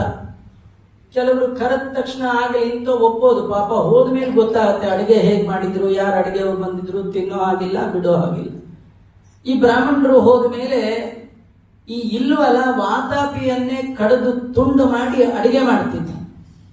ಅಡಿಗೆ ಮಾಡಿ ಆಚಾರ್ಯಕ್ಕೆ ಊಟ ಬಡಿಸ್ತಿದ್ದ. ಅವರೆಲ್ಲ ತಿಂದ ಮೇಲೆ ಎಲ್ಲ ಆಯ್ತು ಅಂದ ಮೇಲೆ ವಾತಾಪಿ ಹೊರಗೆ ಬಾ ಅಂತ ಕರೀತಿದ್ದ. ಅವನು ಸುಮ್ಮನೆ ಬರ್ತಿರ್ಲಿಲ್ಲ, ಬರುವಾಗ ತಿಂದವರು ಹೊಟ್ಟೆ ಸೀಳ್ಕೊಂಡು ಬರ್ತಿದ್ದ. ಇದ್ರಲ್ಲಿ ನಮಗೇನ್ ಕಥೆ ಇದೆ ಅಂದ್ರೆ, ತಿನ್ನಬಾರದು ತಿಂದ್ರೆ ಹೊಟ್ಟೆ ಸೀಳ್ಬೇಕಾಗತ್ತೆ, ಅದರಿಂದ ತಿನ್ನಕ್ ಮುಂಚೆ ವಿಚಾರ ಮಾಡ್ಕೊಂಡು ತಿನ್ನಿ, ತಿನ್ಬಹುದಾ ತಿನ್ಬಾರ್ದಾ. ನಮ್ಮ ತಾತ ನಿಮ್ ತಾತನ ಹೊಟ್ಟೆ ಕುಯ್ಯೋ ಆಪರೇಷನ್ ಸಂಪ್ರದಾಯವೇ ಇಲ್ಲ. ಯಾಕಂದ್ರೆ ಎಂದು ತಿನ್ನಬಾರದನ್ನ ತಿಂದಿಲ್ಲ, ತಿನ್ನುವ ಪ್ರಸಂಗ ಬಂದಾಗ ದೇವರಿಗೆ ತೋರಿಸದೆ ತಿಂದೇ ಇಲ್ಲ. ಆದ್ರಿಂದ ತಿಂದದ್ದೆಲ್ಲ ಔಷಧವಾಗಿ ಅವರಿಗೆ ಅನುಗ್ರಹ ಮಾಡಿದ್ದಾನೆ ಭಗವಂತ ಆಹಾರ ರೂಪವಾಗಿ. ಹಾಗಾಗಿ ಯಾರು ಹಾಗೆ ತಿಂದಿದ್ರು ಅವ್ರ ಹೊಟ್ಟೆಯನ್ನ ಸೀಳ್ಕೊಂಡು ಬಂದ ಮೇಲೆ ಅಣ್ಣ ತಮ್ಮ ಇಬ್ರು ಕೂತು ಅವ್ರನ್ನ ತಿಂತಾ ಇದ್ರು. ಇದು ದೊಡ್ಡ ಪ್ರೋಗ್ರಾಮ್ ಇಟ್ಕೊಂಡು ಬಿಟ್ಟಿದ್ರು. ಒಂದಿನ ಅವ್ರ ಗ್ರಹಚಾರ ತಪ್ಪಿ ಅಗಸ್ತ್ಯರ ಮನೆ ಮುಂದೆ ನಿಂತು ಅಗಸ್ತ್ಯರನ್ನ ಕರೆದ. ಅಗಸ್ತ್ಯರಿಗೆ ಗೊತ್ತು, ನಾನಲ್ಲದೆ ಇನ್ಯಾರು ಹೋಗ್ಬೇಕು ಇವ್ರ ಮನೆ ಊಟಕ್ಕೆ ಅಂತ ಹೋದ್ರು. ಅಡಿಗೆ ಮಾಡಿದ್ದಾರೆ, ಬಡಿಸಿ ಆಯ್ತು. ಎಲ್ಲ ಆದ್ಮೇಲೆ ಮತ್ತೆ ತನ್ನ ಸಂಪ್ರದಾಯದಂತೆ ವಾತಾಪಿ ಹೊರಗೆ ಬಾ ಅಂತ ಕರೆದ ತಕ್ಷಣ ಅಂಗುಷ್ಟ ಮಾತ್ರ ಪುರುಷೋಂಗುಷ್ಟಂಚ ಸಮಾಶ್ರಿತ ತೇನ ಅನ್ನೇನಾಪ್ಯಾಯಸ್ವ ಸದಾಶಿವೋ ಅಂತ ಹೇಳಿ ಕುಕ್ಷಿ ಅಭಿಮರ್ಶನ ಮಂತ್ರ ಅಂತ ಇದು ಉಪನಿಷತ್ತಲ್ಲಿ ಬರುವಂಥದ್ದು. ಊಟ ಆದ್ಮೇಲೆ ಹೊಟ್ಟೆಯನ್ನು ಸವರ್ಕೊಂಡು ಈ ಮಂತ್ರವನ್ನ ಹೇಳಿದರೆ ಎಲ್ಲ ತಿಂದ ಅನ್ನ ಜೀರ್ಣಕ್ಕೆ ಬರುತ್ತಂತೆ. ಇನ್ನು ನಾವು ಬರೀ ಮಂತ್ರ ಹೇಳಿದ್ರೆ ನಮ್ಗೆ ಎಷ್ಟೋ ಸತಿ ಹೊಟ್ಟೆ ನೋವು ಬರುತ್ತೆ. ಯಾಕಂದ್ರೆ ಮಂತ್ರ ಹೇಳಿದ್ರೆ ಸಾಲದು, ಶುದ್ಧವಾದ ಮನಸ್ಸಿನಿಂದ ಮಂತ್ರವನ್ನ ಸಿದ್ಧಿ ಮಾಡಿಕೊಂಡಾಗ ಮಾತ್ರ ಆ ಮಂತ್ರಕ್ಕೆ ಬೆಲೆ ಬರುತ್ತೆ ವಿನಃ ಬರೀ ಮಂತ್ರ ಹೇಳಿದ್ರೆ ಬರೋಲ್ಲ. ಶುದ್ಧ ಮನಸ್ಸಿನಿಂದ ಅನೇಕ ಮಂತ್ರಗಳನ್ನ ಸಿದ್ಧಿ ಮಾಡಿಕೊಂಡ ಮಹಾನುಭಾವರು ಅಗಸ್ತ್ಯರು ಹೇಳ್ತಾ ಇದ್ದಾರೆ. ವಾತಾಪಿ ಜೀರ್ಣೋಭವ ಅಂದ್ರು. ಸರಿ, ಅವರನ್ನು ನುಂಗಬೇಕು ಅಂತ ಬಂದಾಗ ಅವನನ್ನು ಸಂಹಾರ ಮಾಡಿದ್ದಾರೆ. ಇಂತಹ ಅಗಸ್ತ್ಯರ ಮನೆಗೆ ಭಗವಂತ ರಾಮಚಂದ್ರ ದೇವರು ಬಂದಿದ್ದಾರೆ. ಯಾರು ದುಷ್ಟರ ಶಿಕ್ಷೆ ಮಾಡಿ ಸಜ್ಜನರಿಗೆ ಉಪಕಾರ ಮಾಡ್ತಿರ್ತಾರೆ ಜೀವನದ ಉದ್ದಕ್ಕೂ. ಪರೇಶಾನ್ ಉಪಕಾರಾರ್ಥಮ್ಯ ಜೀವತಿ ಸಜೀವತಿ, ನನ್ನಿಂದ ಯಾರು ಇನ್ನೊಬ್ಬರಿಗೆ ಏನು ಉಪಕಾರ ಆಯಿತು ಅಂತ ಹೇಳಿ ಇನ್ನೊಬ್ಬರಿಗೆ ಉಪಕಾರಕ್ಕೋಸ್ಕರ ಜೀವನವನ್ನ ತೆಗೆದಿರ್ತಾರೆ. ಅಂತವರ ಬಳಿಗೆ ನೀವು ಹೋಗ್ಬೇಕಾದ್ದಿಲ್ಲ, ದೇವರ ಹತ್ರ ನೀವು ಹೋಗ್ಬೇಕಾದ್ದಿಲ್ಲ, ದೇವರೇ ಸಜ್ಜನರ ಬಳಿಗೆ ಬರ್ತಾನೆ ಎನ್ಲಿಕ್ಕೆ ನಿದರ್ಶನದ ಕತೆ. ಅಗಸ್ತ್ಯರ ಮನೆಗೆ ಸ್ವಯಂ ಭಗವಂತ ಬಂದಿದ್ದಾನೆ. ಇಂತಹ ಮಹಾ ಸಾಮರ್ಥ್ಯವುಳ್ಳ ಅಗಸ್ತ್ಯರ ಆಶ್ರಮದಲ್ಲಿ ಕೆಲವು ಕಾಲ ಇದ್ದ ಅಂತ ವರ್ಣನೆ ಮಾಡ್ತಾ ಇದ್ದಾರೆ. ಅಲ್ಲಿಂದ ಪಂಚಸರ ಅಂತ ಒಂದು ಸರೋವರಕ್ಕೆ ಬಂದಿದ್ದಾನೆ. ಅಲ್ಲಿ ಮದಕರ್ಣಿ ಎನ್ನುವಂತಹ ಋಷಿಗಳು 5 ಜನ ಅಪ್ಸರಾ ಸ್ತ್ರೀಯರ ಜೊತೆಗೆ ವಿಹಾರ ಮಾಡಿದ ತಾಣ ಆದ ಕಾರಣ ಅದಕ್ಕೆ ಪಂಚಸರ ಅಂತ ಕರೆದಿದ್ದಾರೆ. ಅಲ್ಲಿಂದ ಮುಂದೆ ಪಂಚವಟಿ ಎನ್ನುವ ಒಂದು ಕ್ಷೇತ್ರಕ್ಕೆ ರಾಮಚಂದ್ರ ದೇವರು ಬಂದ್ರು ಅಂತ ಹೇಳ್ತಾರೆ. ಆಸೀನ ಪಂಚವಟ್ಯಾಂ. ಈ ಕಥೆಯನ್ನ ಮುಂದೆ 5ನೆಯ ಪದ್ಯದಲ್ಲಿ ಮಂತ್ರಾಲಯ ಪ್ರಭುಗಳು ವರ್ಣನೆ ಮಾಡ್ತಾ, ಆಸೀನ ಪಂಚವಟ್ಯಾಂ ಅಕೃತ ವಿಕೃತಾಂ ರಾಕ್ಷಸೀಂ ಯೋದ್ವಿಸಪ್ತ ಕ್ರವ್ಯಾದಾನ್ನಪ್ಯ ಸಂಖ್ಯಾನ್ ಅಥ ಕರಮವಧಿ ದೂಷಣಂಚ ತ್ರಿಶೀರ್ಷಂ ಮಾರೀಚಂ ಮಾರ್ಗರೂಪಂ ದಶಪದನಹೃತಾಂ ಆಕೃತಿಂ ಅನ್ನಿಜಾ ಭೂಮಿಜಾಯಾಂ ಅನ್ವಿಷ್ಯನ್ನಾರ್ಥಗೃದ್ಧನ್ ಸ್ವಗತಿಮತನಯನ್ ಮಾಮವೇತ್ ಘ್ನನ್ ಕಬಂಧಂ. ಮುಂದೆ ಭಗವಂತ 5 ವಟವೃಕ್ಷಗಳು, ಇವತ್ತು ಕೂಡ ನೀವು ಪಂಚವಟಿಗೆ ಹೋದರೆ ನೋಡ್ಬೋದು, ಒಂದೇ ಹತ್ತಿರದಲ್ಲಿ 5 ವಟವೃಕ್ಷಗಳಿದೆ. ಇದು ರಾಮದೇವರ ಕಾಲದಿಂದಲೂ ಇತ್ತು ಅಂತ. ಹೀಗಾಗಿ ಅದಕ್ಕೆ ಪಂಚವಟಿ ಪಂಚವಟಿ ಅಂತ ಕರೀತಾ ಇದ್ದಾರೆ. ಇಂಥ ಪಂಚವಟಿ ಕ್ಷೇತ್ರದಲ್ಲಿ ರಾಮದೇವರು ಪರ್ಣಕುಟೀರವನ್ನ ನಿರ್ಮಾಣ ಮಾಡಿಕೊಂಡು ಅಲ್ಲಿ ಅಣ್ಣ ತಮ್ಮ ಮತ್ತು ಸೀತಾದೇವಿಯ ಜೊತೆಗಿರುವಂತಹ ಸಂದರ್ಭದಲ್ಲಿ ರಾವಣನ ಸೋದರಿಯಾದಂತಹ ತಾಟಕಿ ಅವಳು ಬಂದಿದ್ದಾಳೆ. ಅವಳು ಶೂರ್ಪನಖ ಬಂದಿದ್ದಾಳೆ. ಆ ಶೂರ್ಪನಖ ರಾಮನ ಅತ್ಯದ್ಭುತವಾದ ರೂಪವನ್ನ ನೋಡುತ್ತಾ ಇದ್ದಾಳೆ. ಎಂಥದ್ದು ರಾಮನ ರೂಪ! ಸೌಂದರ್ಯ ಸಾರೈಕ ರಸಂ ರಮಾಪತೆ. ಸುಂದರಕ್ಕೆ ಸುಂದರ, ರಸಕ್ಕೆ ರಸರೂಪನಾದವ ಭಗವಂತ. ಅವನ ಹೆಸರೇ ಸುಂದರ. ಉದ್ಭವ ಸುಂದರ ಸುಂದೋರತ್ನನಾಭ ಸುಲೋಚನ. ಸುಂದರ ಅಂದ್ರೆ ರಾಮ, ರಾಮ ಅಂದ್ರೆ ಸುಂದರ, ಜಗದೇಕ ಸುಂದರ. ಅವನನ್ನು ನೋಡಿ ಮೋಹಿತಳಾಗಿ ವಿಚಾರ ಮಾಡಿದ್ದಾಳೆ, ಮದುವೆ ಮಾಡ್ಕೊಳ್ಳೋದಾದ್ರೆ ಇಂಥ ಹುಡುಗನ ಮದುವೆ ಆಗ್ಬೇಕು ಅಂತ. ಆದ್ರೆ ಇದು ಮೊದಲನೇದಲ್ಲ, ಇದು ಎರಡನೇ ಗಂಡು ಹುಡುಕ್ತಾ ಇದ್ದಾಳ. ಅದೇನಾಗಿತ್ತು ಅಂದ್ರೆ ಅವಳು ಒಮ್ಮೆ ಮ್ಯಾರೇಜ್ ಆಗಿದ್ರು ಅದೇನೊಂದು ಪ್ರಾಬ್ಲಮ್ ಆಯ್ತು. ಒಂದ್ಸತಿ ಯುದ್ಧ ಮಾಡುವ ಸಂದರ್ಭದಲ್ಲಿ ರಾವಣ ತಂಗಿ ಗಂಡನ್ನು ಕರ್ಕೊಂಡು ಹೋಗಿದ್ದ. ನೀವು ಬನ್ನಿ ಮನೇಲಿ ಕೂತು ಏನ್ ಮಾಡ್ತೀರಿ ಸುಮ್ಮನೆ ಅಂತ ಹೇಳಿ ಕರ್ಕೊಂಡು ಹೋಗಿದ್ದ. ಆ ಯುದ್ಧ ಮಾಡುವ ಸಂದರ್ಭದಲ್ಲಿ ಕುಡಿದ ಅಮಲಲ್ಲಿ ಸಂಬಂಧಿಕರು ಯಾರು ಅನ್ನೋದು ಮರೆತು ತಂಗಿ ಗಂಡನ ತಲೆನೇ ಹಾರಿಸ್ಬಿಟ್ಟಿದ್ದ. ಆ ಯುದ್ಧ ಗಿದ್ದ ಎಲ್ಲ ಮುಗಿತು, ರಾತ್ರಿ ಅಲ್ಲ ಅದೆಲ್ಲ ಕುಡಿದದ್ದೆಲ್ಲ ಇಳಿತು. ಬೆಳಗ್ಗೆ ಎದ್ದ ಮೇಲೆ ಅವನು ಶೂರ್ಪನಖ ಬಂದು ಹೇಳ್ತಾ ಇದ್ದಾಳೆ, ಎಂತ ಕೆಲಸ ಮಾಡಿದೆ ಅಣ್ಣ, ನಮ್ಮ ಯಜಮಾನ್ರನ್ನು ಗೋವಿಂದ ಮಾಡ್ಬಿಟ್ಟಿಯಲ್ಲ, ಎಲ್ಲರನ್ನು ಮುಗಿಸೋ ಬರದಲ್ಲಿ ನಮ್ಮ ಯಜಮಾನ್ರನ್ನು ಕೊಂದು ಬಿಟ್ಟಿದೀಯಾ ಅಂದ್ರೆ, ಅಯ್ಯೋ ಹೋದ್ರೋಗ್ಲಿ ಬಿಡು ಅಂದ. ಅವನು ಹಳಬ ಆಗಿದ್ದ, ಅವನು ಹೊಸಬನ್ನು ಹುಡುಕೋ ಅಂತಂದು ಅವತ್ತಿಂದಲೇ ಆರಂಭ. ಯಾವ್ದು ಗಂಡು ಸಿಕ್ಕರು ಪರವಾಗಿಲ್ಲ ಅಂತ ಹೇಳಿ ಅದಕ್ಕೆ ಜೊತೆಗೆ ರಕ್ಷಣೆಗೋಸ್ಕರ 14,000 ಜನರನ್ನು ಕೊಟ್ಟಿದ್ದ. ಅವರೆಲ್ಲ ಇವಳು ಯಾರನ್ನು ಬೇಕಂದ್ರೂ ಅವಳು ಬರಲೇಬೇಕು, ಇಲ್ಲಾಂದ್ರೆ ಈ 14,000 ಜನ ಕ್ಲಾಸ್ ತಗೊಳ್ತಿದ್ರು. ಹೀಗೆಲ್ಲ ಜೊತೆ ಒಳಗಿಟ್ಕೊಂಡು ಹೋಗುವಾಗ ಅವಳ ಕಣ್ಣಿಗೆ ಬಿದ್ದದ್ದು ರಾಮನ್ ನೋಡಿ ಹೇಳ್ತಾ ಇದ್ದಾಳೆ, ಮದುವೆ ಆದರೆ ನಿನ್ನಂತ ಗಂಡನ್ನಾಗಬೇಕು ಅಂತ ತನ್ನ ಕಾಮರೂಪದಿಂದ ಅತ್ಯದ್ಭುತವಾದ ರೂಪವನ್ನ ಸ್ವೀಕಾರ ಮಾಡಿ ರಾಮನಿಗೆ ಹೇಳ್ತಾಳೆ, ಈ ಪಕ್ಕದಲ್ಲಿರೋ ಮನುಷ್ಯ ಹೆಣ್ಣು ಕಟ್ಕೊಂಡು ಏನ್ ಸುಖ ಪಡ್ತೀಯ, ನೋಡು ನನ್ನನ್ನು ಮದುವೆ ಮಾಡ್ಕೊಟ್ಟು 24/7 ಬರೀ ಸುಖ ಸುಖ ಸುಖ ಅಂದು. ರಾಮ ಅಂದ, ನೀ ಹೇಳೋದೇನೋ ನಿಜ, ಏನೋ ಗೊತ್ತಿಲ್ಲ, ಬೈ ಮಿಸ್ಟೇಕ್ ಆಗೋಯ್ತು ಮದುವೆ, ಈಗೇನು ಮಾಡಕ್ಕಾಗಲ್ಲ. ನೀನು ನನ್ನ ಮದುವೆ ಆದರೆ ನನಗೆ ನಿನ್ನಲ್ಲಿ ಸ್ವಾಭಾವಿಕವಾದ ಪ್ರೀತಿ ಬರ್ಲಿಕ್ಕೆ ಸಾಧ್ಯನೇ ಇಲ್ಲ. ಯಾಕಂದ್ರೆ ಒಂದು ಹೆಂಡತಿ ನಂಗೆ ಆಲ್ರೆಡಿ ಇದ್ದಾಳೆ, ಒಂದು ಕೆಲಸ ಮಾಡು, ಅಲ್ಲಿ ನೋಡಿ ಕೂತಿದ್ದಾನ ನನ್ನ ತಮ್ಮ, ನನ್ನ ತರಾನೇ ಇದ್ದಾನೆ, ಸೇಮ್ ಟು ಸೇಮ್ ಒಂದೇ ತರ ಇದ್ದಾನೆ. ಅವನಿಗೆ ಹೆಂಡತಿ ಇಲ್ಲ, ಇದ್ರೂ ಕರ್ಕೊಂಡು ಬಂದಿಲ್ಲ, ಒಬ್ಬನೇ ಫ್ರೀ ಆಗಿದ್ದಾನೆ, ನಿನಗೆ ಅವನು ಲಾಯಕ್ಕಾಗಿದ್ದಾನೆ, ಅವನ್ನೇ ಮದುವೆ. ಇವಳಂತೂ ಯಾವುದೋ ಒಂದು ಗಂಡ ಆದ್ರೆ ಸಾಕು ಅಂತ ಹೇಳಿ, ಈಗ ಗಂಡು ಸಿಗ್ಲಿಲ್ಲ ಹೆಣ್ಣು ಸಿಗ್ಲಿಲ್ಲ ಅಂದ್ರೆ ಯಾವುದೋ ಒಂದು ಹೆಣ್ಣು ಯಾವುದೋ ಒಂದು ಗಂಡು, ಎಲ್ಲೋ ಆನ್ಲೈನ್ ಅಲ್ಲಿ ನೋಡಿ, ಆನ್ಲೈನಲ್ಲೇ ಡೈವರ್ಸ್ ತನಕ ಬಂದು ಎಲ್ಲ ಆನ್ಲೈನಲ್ಲೇ ಆಗೋಗ್ಬಿಡುತ್ತಲ್ಲ. ಆ ರೀತಿ ಇಲ್ಲೂ ಕೂಡ ನೋಡ್ತಾ ಇದ್ದಾಳೆ. ಆಯ್ತು ಇದೇ ಆದ್ರೆ ಆಯ್ತು ಅಂತ ಲಕ್ಷ್ಮಣನ ಹತ್ರ ಹೋದಾಗ ಲಕ್ಷ್ಮಣನಿಗೆ ಗೊತ್ತಾಯ್ತು ಇದು ರಾಮನ ನಾಟಕ, ರಾಮ ಹಾಸ್ಯ ಮಾಡ್ತಾ ಇದ್ದಾನೆ ಅಂತ ಹೇಳಿ ರಾಮನಿಗೆ ಅವನ ಮಾತಿಗೆ ಸರಿಯಾಗಿ ನಾಟಕವನ್ನ ಮಾಡ್ತಾ ರಾಮಚಂದ್ರ ದೇವರ ಆ ಒಂದು ನಾಟಕಕ್ಕೆ ಅನುಗುಣವಾಗಿ ಲಕ್ಷ್ಮಣ ಹೇಳ್ತಾ ಇದ್ದಾನೆ, ನೋಡು ನಿನ್ನನ್ನು ಮದುವೆ ಆಗ್ಬೇಕಂದ್ರೆ ತುಂಬಾ ಪುಣ್ಯ ಇರಬೇಕು, ಇಷ್ಟು ಸುಂದರಿಯಿಂದ ನಾನು ಇದುವರೆಗೂ ನೋಡ್ಲೇ ಇಲ್ಲ.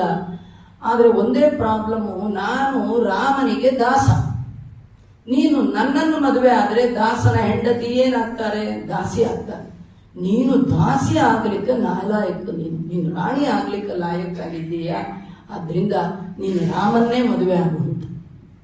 ಅವ್ರು ಸರಿ ಅನ್ನಿಸ್ತು, ಕರೆಕ್ಟ್ ಅಂತ. ಮತ್ತೆ ಈ ಕಡೆ ಪಕ್ಷಕ್ಕೆ ಬಂದು ಕೆಲವರು ಎಲೆಕ್ಷನ್ ಟೈಮಲ್ಲಿ ಈ ಪಕ್ಷಕ್ಕೆ ಒಂದ್ಸತಿ ಯಾರು ಏನ್ ಸೀಟ್ ಕೊಡ್ತೀನಿ ನೋಡ್ಕೊಂಡು ಅಲ್ಲಿ ಹೊರಬಿಡ್ತಾರೆ. ಇವಳು ಈ ಕಡೆ ಬಂದು ನೋಡ್ತಾ ಇದ್ದಾಳೆ. ಮತ್ತೆ ರಾಮಚಂದ್ರ ದೇವರಿಗೆ ಹೇಳಿದ್ಲು, ಈ ಹೆಣ್ಣಿರೋವರೆಗೂ ನೀನು ಮದುವೆ ಆಗೋಲ್ಲ ಅಂತ ಆದ್ರೆ ಇದ್ರದ್ದು ಯೋಚನೆ ಬಿಟ್ಬಿಡು, ಒಂದೇ ನಿಮಿಷಕ್ಕೂ ನುಂಗು ಬಿಡ್ತೇನೆ ಅಂತ ಹೇಳಿ ಪಕ್ಕದಲ್ಲಿ ಕೂತ್ ಸೀತೆನ ಅಂತ ಬಾಯಿ ತೆಗೆದು ನುಂಗ್ಲಿಕ್ಕೆ ಹೋದಾಗ ರಾಮನ ಇಂಗಿತವನ್ನ ಅರಿತಂತಹ ಲಕ್ಷ್ಮಣ ತನ್ನ ಕೈ ಕತ್ತಿಯನ್ನ ತೆಗೆದುಕೊಂಡು ಮೂಗು ಮತ್ತೆ ಕಿವಿಗಳನ್ನ ಕತ್ತರಿಸಿ ಹಾಕ್ಬಿಟ್ಟಿದ್ದಾನೆ.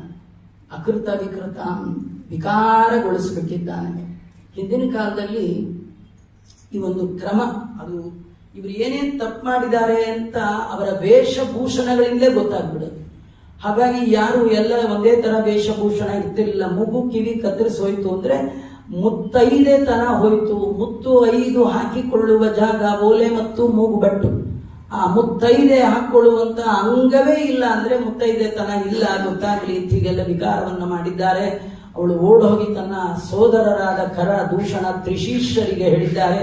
ಅವರೆಲ್ಲ 14,000 ಜನನ್ ಕರ್ಕೊಂಡು ಬಂದ್ರೆ ಆಗ ರಾಮ ಹೇಳ್ತಾ ಇದ್ದಾನೆ, ಈ ಸೀತೆಯನ್ನು ಕರ್ಕೊಂಡು ಒಳಗೆ ಹೋಗು, ನಾನು ಒಂದು ಕ್ಷಣದಲ್ಲಿ ನೋಡ್ಕೊಳ್ತೇನೆ, ಬಿಲ್ಲು ಬಾಣ ಹಿಡಿದು ಸೀತಾ ರಕ್ಷಣೆ ಮಾಡು ಅಂತ ಕಳಿಸ್ಕೊಟ್ಟಿದ್ದಾನೆ. 14,000 ಜನ ಬಂದ್ರೆ ಲೀಲಾ ಮಾತ್ರದಿಂದ ಭಗವಂತ ಎಲ್ಲರನ್ನೂ ಸಂಹಾರ ಮಾಡಿದ. ಆದರೆ ಮಾರೀಚನನ್ನ ಮಾತ್ರ ಸಂಹಾರ ಮಾಡದೆ ಮಾನವಾಸ್ತ್ರವನ್ನ, ಮಾನವ ಅಂದ್ರೆ ವಾಯುವ್ಯಾಸ್ತ್ರ, ಆ ವಾಯುವ್ಯಾಸ್ತ್ರವನ್ನ ಪ್ರಯೋಗ ಮಾಡಿ ಸಮುದ್ರದ ಆಚೆಗೆ ಆ ಬಾಣ ಅವನನ್ನ ತಳ್ಳಿಬಿಟ್ಟಿದೆ. ಅಲ್ಲಿಂದ ಈ ಶೂರ್ಪನಖ ಸೀದಾ ರಾವಣನ ಬಳಿಗೆ ಹೋಗ್ತಾ ಇದ್ದಾಳೆ. ರಾವಣನ ಮುಂದೆ ತನ್ನ ಎಲ್ಲ ಅಳಲನ್ನ ತೋಡ್ಕೊಂಡಿದ್ದಾಳೆ. ನೀನು ಏನು ಪ್ರಯೋಜನ ಇಲ್ಲ, ಯಾಕಂದ್ರೆ ಇಬ್ರು ಪುರುಷರು ಒಬ್ಬ ಸುಂದರಿಯ ಜೊತೆಗೆ ಬಂದು ನನ್ನನ್ನು ಹೀಗೆ ವಿಕಾರ ಮಾಡಿದ್ದಾರೆ. ಆ ಸ್ತ್ರೀ ಆ ಪುರುಷರಿಗೆ ಲಾಯಕ್ಕಾದವಳಲ್ಲ, ನಿನಗಿರಬೇಕಾದದ್ದು. ಆದ್ರಿಂದ ನೀನು ನನಗೆ ನ್ಯಾಯವನ್ನು ಒದಗಿಸಬೇಕು ಅಂದಾಗ ಏನ್ ಮಾಡಬೇಕು ಅಂತ ವಿಚಾರ ಮಾಡಿ, ಹಾಗಾದ್ರೆ ಮೋಸ ಮಾರ್ಗದಿಂದ ತಾನು ಹಿಡಿಬೇಕು ಅಂತ ವಿಚಾರ ಮಾಡಿ ಈ ಮಾರೀಚನ ಬಳಿಗೆ ಹೋಗ್ತಾ ಇದ್ದಾನೆ ರಾವಣ ಹೇಳ್ತಾ ಇದ್ದಾನೆ, ನೋಡು ಮಾರೀಚ, ನೀನು ಈಗ ರಾಮನ ಬಳಿಗೆ ಹೋಗಿ ಜಿಂಕೆಯಂತೆ ವೇಷವನ್ನ ಧಾರಣೆ ಮಾಡ್ಕೊಂಡು ಹೋಗ್ಬೇಕು. ನೀನು ಬಹಳ ದೂರ ಕರ್ಕೊಂಡು ಹೋದ ಕಾಲಕ್ಕೆ ನಾನು ಸೀತಾದೇವಿಯನ್ನ ಅಪಹಾರ ಮಾಡ್ತೇನೆ ಅಂತಂದಾಗ ಮಾರೀಚ ಹೇಳ್ತಾನೆ, ರಾಮನ ಬಾಣದ ರುಚಿ ನೀನು ಕಂಡಿಲ್ಲ, ಅದಕ್ಕೆ ಹೀಗೆ ಮಾತಾಡ್ತಾ ಇದೀಯಾ. ಆದ್ರೆ ನಾನು ಈಗಾಗಲೇ ರಾಮನ ಬಾಣದ ಪೆಟ್ಟಿನ ರುಚಿಯನ್ನ ಕಂಡಿದ್ದೇನೆ, ನಾನು ಮತ್ತೊಮ್ಮೆ ರಾಮನ ಮುಂದೆ ಹೋಗುವ ಧೈರ್ಯ ನನಗಿಲ್ಲ ಅಂತ ಇದ್ದ. ಅದಕ್ಕೆ ರಾವಣ ಅಂದ, ಹೋಗ್ತೀಯೋ ಕತ್ತರಿಸಾಕ್ಲು ಅಂದ. ಆಗ ವಿಭೀಷಣ ಇವನಂತ ಇದ್ದಾನೆ ಮಾರೀಚ, ಈಗ ಹೋಗ್ಲಿಲ್ಲ ಅಂದ್ರೆ ಈಗಲೇ ಕತ್ತರಿಸಾಕು. ಕೆಲವು ತಪ್ಪು ತಿಳ್ಕೊಂಡಿದ್ದಾರೆ, ಇವನ್ ಮುಂದೆ ಸಾಯೋ ಬದಲು ರಾಮನಿಂದ ಸತ್ರೆ ಉತ್ತಮವಾದ ಗತಿ ಬರುತ್ತೆ, ಹಾಗೇನು ಹೋಗಿದ್ದಲ್ಲ ಅವನು. ಈಗ ಹೋಗಲ್ಲ ಅಂದ್ರೆ ಕತ್ತರಿಸ್ಬಿಡ್ತಾನೆ. ಹೋಗ್ತೀನಿ ಅಂತ ಹೇಳಿ 3-4 ದಿನ ರಜೆ ತಗೊಂಡು ಊರೆಲ್ಲ ಸುತ್ತಕೊಂಡು ಆಮೇಲೆ ಹೋಗ್ಬೋದು, 4 ದಿನ ಪೋಸ್ಟ್ಪೋನ್ ಆಗುತ್ತೆ ಸಾವು ಅಂತ ಒಂದು. ಎರಡನೇದು, ಸಾಯೋ ಕಾಲಕ್ಕೂ ಕೂಡ ರಾಮನಲ್ಲಿ ದ್ವೇಷ ಮಾಡಿ ನನ್ನ ಮಿತ್ರನಾದ ರಾವಣನಿಗೆ ಉಪಕಾರ ಮಾಡುವ ದುರ್ಬುದ್ಧಿಯಿಂದ ರಾವಣನ ಮಾತನ್ನ ಅಂಗೀಕಾರ ಮಾಡಿಕೊಂಡಂತಹ ಮಾರೀಚ ತಾನು ಮಾರೀಚಂ ಮಾರ್ಗ ರೂಪಂ ಮೃಗ ರೂಪವನ್ನ ಸ್ವೀಕಾರ ಮಾಡಿ ಪಂಚವಟಿಯಲ್ಲಿರುವಂತಹ ಸಂದರ್ಭದಲ್ಲಿ ಸೀತೆಯ ಕಣ್ಣಿನ ಮುಂದೆ ಹೋಗ್ತಾ ಇದ್ದಾನೆ. ಸೀತೆ ಸನವಾಭರಣಾಂಡ ದರ್ಶನ 9 ಆವರಣಗಳಿಂದ ಯುಕ್ತವಾದಂತಹ ಬ್ರಹ್ಮಾಂಡವನ್ನ ಅಂಗೈ ಚೆಂಡಿನಂತೆ ನೋಡುವಂತಹ ಯೋಗ್ಯತೆ ಅವಳದು. ಅವಳಿಗೆ ಎಲ್ಲರೂ ಬಂಗಾರದ ಜಿಂಕೆ ಇದೆ ಅಂತ ಭ್ರಮೆಗೆ ಬರ್ಲಿಕ್ಕೆ ಸಾಧ್ಯವ. ಆದರೆ ಮುಂದಿನ ಕಥೆಯೆಲ್ಲ ಚೆನ್ನಾಗಿ ತಿಳಿದ ಕಾರಣ ಆ ಜಿಂಕೆ ಬೇಕು ಅಂತ ಕೇಳೋಣ. ರಾಮದೇವರು ಹೋಗ್ಲಿಕ್ಕೆ ಉದ್ಯುಕ್ತರಾಗೋಣ. ಲಕ್ಷ್ಮಣನಿಗೆ, ನೀನು ಸೀತಾ ಇದು ಜನಸ್ಥಾನ, ಇದು ಗೊಂಡಾರಣ್ಯ, ಮಾನವರು, ಇಲ್ಲಿರುವಂತಹ ರಾಕ್ಷಸರು ಮಾಂಸಾಹಾರಿಗಳು, ಯಾವ ಕಾರಣಕ್ಕೂ ಸೀತೆಯನ್ನು ಬಿಟ್ಟು ಎಲ್ಲಿ ಹೋಗಬಾರದು ಅಂತ ಎಲ್ಲ ಹೇಳಿ ರಾಮದೇವರು ಆ ಜಿಂಕೆಯನ್ನು ಅಟ್ಟಿಸಿಕೊಂಡು ಹೋಗೋದು. ಆದರೆ ಬಹುದೂರ ಹೋದ ಸಂದರ್ಭದಲ್ಲಿ ರಾವಣ ಸನ್ಯಾಸಿಯಂತೆ ವೇಷ ಹಾಕೊಂಡು ಬಂದಂತೆ. ನೋಡಿ ಆಶ್ಚರ್ಯ, ಅವನಿಗೆ ಸನ್ಯಾಸಿ ಆದಾಗ ಹೆಣ್ಮಕ್ಕಳನ್ನು ಅಪಹಾರ ಮಾಡ್ಬೋದು ಅನ್ನೋ ದುರ್ಬುದ್ಧಿ ಬಂತು ಅವನಿಗೆ. ಭಾರಿ ಆಶ್ಚರ್ಯ. ಅಂದ್ರೆ ಈ ತಾನು ಅಶೋಕವನಕ್ಕೆ ಕರ್ಕೊಂಡೋದ, ಏನೇನೋ ಮಾಡ್ದ, ಕಡೆಗೆ ಅವಳು ಏನ್ ಮಾಡಿದ್ರು ಒಪ್ಪದೇ ಇದ್ದಾಗ ರಾವಣ ಅವಳು ಕಾಲಿಗೆ ಬಿದ್ದು ಕೇಳ್ಕೊಂಡು, ಏನೋ ಒಂದ್ಸತಿ ನನ್ನ ಹೆಂಡತಿ ಆಗ್ಬಿಡು, ಹಾಗೆ ಹೀಗೆ. ಅವನಿಷ್ಟು ಬೇಡ್ಕೊಳ್ಳೋದು ನೋಡಿ ಅವ್ರ ಕಡೆ ಒಬ್ಬ ಮಂತ್ರಿ ಇದ್ದ, ಬಹಳ ಹಳಬ. ಅವನಿಗನ್ನಿಸ್ತು, ಈ ಒಂದು ಮನುಷ್ಯ ಹೆಣ್ಣಿಗೆ ನಮ್ಮ ಬಾಸ್ ಇಷ್ಟು ಒದ್ದಾಡ್ತಾ ಇದ್ದಾರಲ್ಲ ಅಂಥೇಳಿ ರಾವಣನನ್ನ ಹತ್ರ ಕರೆದು ಮಂತ್ರಿ ಹೇಳ್ದ, ನೀವಿಷ್ಟು ಬೇಡ್ಕೊಳ್ಳೋದು ನೋಡಿದ್ರೆ ನಂಗೆ ಬಹಳ ಬೇಜಾರಾಗತ್ತೆ, ನಿಮ್ಗೊಂದು ಐಡಿಯಾ ಕೊಡ್ತೇನೆ. ಆ ಐಡಿಯಾ ಪ್ರಕಾರ ಹೋಗಿ ಸೀತೆನೆ ಬಂದು ನಿಮ್ಮ ಮೇಲೆ ಬೀಳ್ಬೇಕು, ಹಾಗ ಐಡಿಯಾ ಅಂದಾಗ ಭಾರಿ ಖುಷಿ ಆಯ್ತು ಅವ್ನಿಗೆ. ಇಂಥ ಮುದುಕನ ತಲೆ ಒಳಗೆ ಏನು ಐಡಿಯಾ ಬಂದಿದೆಯೋ ಕೇಳೇ ಬಿಡೋಣ ಅಂತ ಹೇಳಿ, ಏನು ಹೇಳು ಅಂದ. ಅಲ್ಲ, ನೀವು ಹೇಗಿದ್ರು ಕಾಮರೂಪಿಗಳಿದ್ದೀರಿ, ಯಾವ ರೂಪ ಬೇಕಾದ್ರೂ ತಗೋಬಹುದು. ನೀವು ಒಂದು ಕೆಲಸ ಮಾಡಿ, ರಾಮನ ರೂಪವನ್ನ ಸ್ವೀಕಾರ ಮಾಡಿ. ಎಷ್ಟೋ ದಿನ ಆಯ್ತು ರಾಮನ್ ನೋಡಿ ಸೀತೆ, ರಾಮನ ರೂಪ ಬಂದಾಕ್ಷಣ ರಾಮನೇ ಬಂದ ಅಂತೇಳಿ ಅವಳೇ ಓಡ್ ಬರ್ತಾಳೆ ಅಂದಾಗ ರಾವಣಂಗೆ ಇಷ್ಟು ಸಿಟ್ಟು ಬಂತಂತೆ, ಆ ಮುದುಕನ ಕೆನ್ನೆ ತೆಗೆದು ಒಂದು ಹಾಕಿದ್ನಂತೆ. ಆ ಮಂತ್ರಿಗೆ ಯೋಚನೆ ಆಯ್ತು, ನಾ ಏನು ಹೇಳಬಾರದು ಹೇಳಿದ್ನ ಅಂತ. ಅದಕ್ಕೆ ಅವನಂದ, ರಾವಣ ಸೀತೆಯನ್ನ ಅಪಹಾರ ಮಾಡಬೇಕು ಅಂತ ಹೊರಟಾಗ ನನ್ನ ತಲೆಯಲ್ಲಿ ಬಂದ ಐಡಿಯಾ ಮೊದಲಿದೆ. ರಾಮನ ರೂಪ ಹಾಕೊಂಡ್ರೆ ಈಸಿಯಾಗಿ ಅಪಹಾರ ಮಾಡಬಹುದು ಅಂತ ಅನ್ಕೊಂಡು ರಾಮನ ರೂಪವನ್ನ ಹಾಕಿಕೊಂಡಾಗ ಸೀತಾ ಪರಸ್ತ್ರೀ ಎನ್ನುವ ಭಾವ ಬಂತೆ ವಿನಃ ನನಗೆ ಕದಿಯುವ ಅಪಹಾರ ಮಾಡುವ ಬುದ್ಧಿ ಬರಲಿಲ್ಲ. ಅದೇ ಸನ್ಯಾಸಿ ವೇಷ ಹಾಕೊಂಡ ಕದಿಯುವ ಬುದ್ಧಿ ಬಂತು. ಎಂಥ ಆಶ್ಚರ್ಯ ಅಲ್ವಾ? ಅದು ವೇಷದಿಂದ ಎಲ್ಲರನ್ನು ನಾವು ಅಳಿಲಿಕ್ಕೆ ಸಾಧ್ಯ ಇಲ್ಲ. ಮೇಲೆ ಕಾಷಾಯ ಇದ್ದು ಒಳಗೆ ಕಷಾಯ ಇದ್ರೆ ಏನ್ ಮಾಡ್ತೀರಿ? ಇವತ್ತು ಮೇಲೆ ಕಾಷಾಯ ಒಳಗೆ ಕಷಾಯ, ಕೆಟ್ಟ ದುರ್ಬುದ್ಧಿಯಿಂದ ಬಂದಿದ್ದಾನೆ.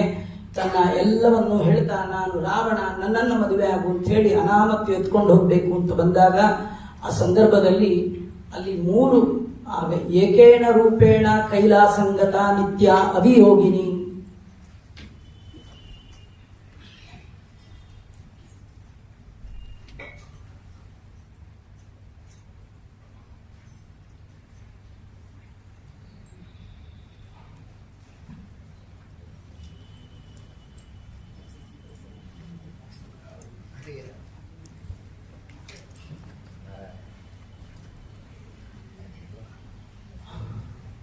ನಾವೆಲ್ಲ ಶುಕ್ರವಾರ ಬಂದಾಗ ಹೇಗೆ ಭಾಗ್ಯದ ಲಕ್ಷ್ಮಿ ಬಾರಮ್ಮ ಅಂತ ಕರಿತೀವಿ, ಇದು ನಾವು ಮಾತ್ರ ಕರೆಯೋದಲ್ಲ. ಕೈಲಾಸದಲ್ಲಿ ಶಿವನ ಸತಿ ಪಾರ್ವತಿ ಕೂಡ ಕರಿತಾ ಇದ್ಲು, ಭಾಗ್ಯದ ಲಕ್ಷ್ಮಿ ಬಾರಮ್ಮ ಬಾರಮ್ಮ ಅಂತ.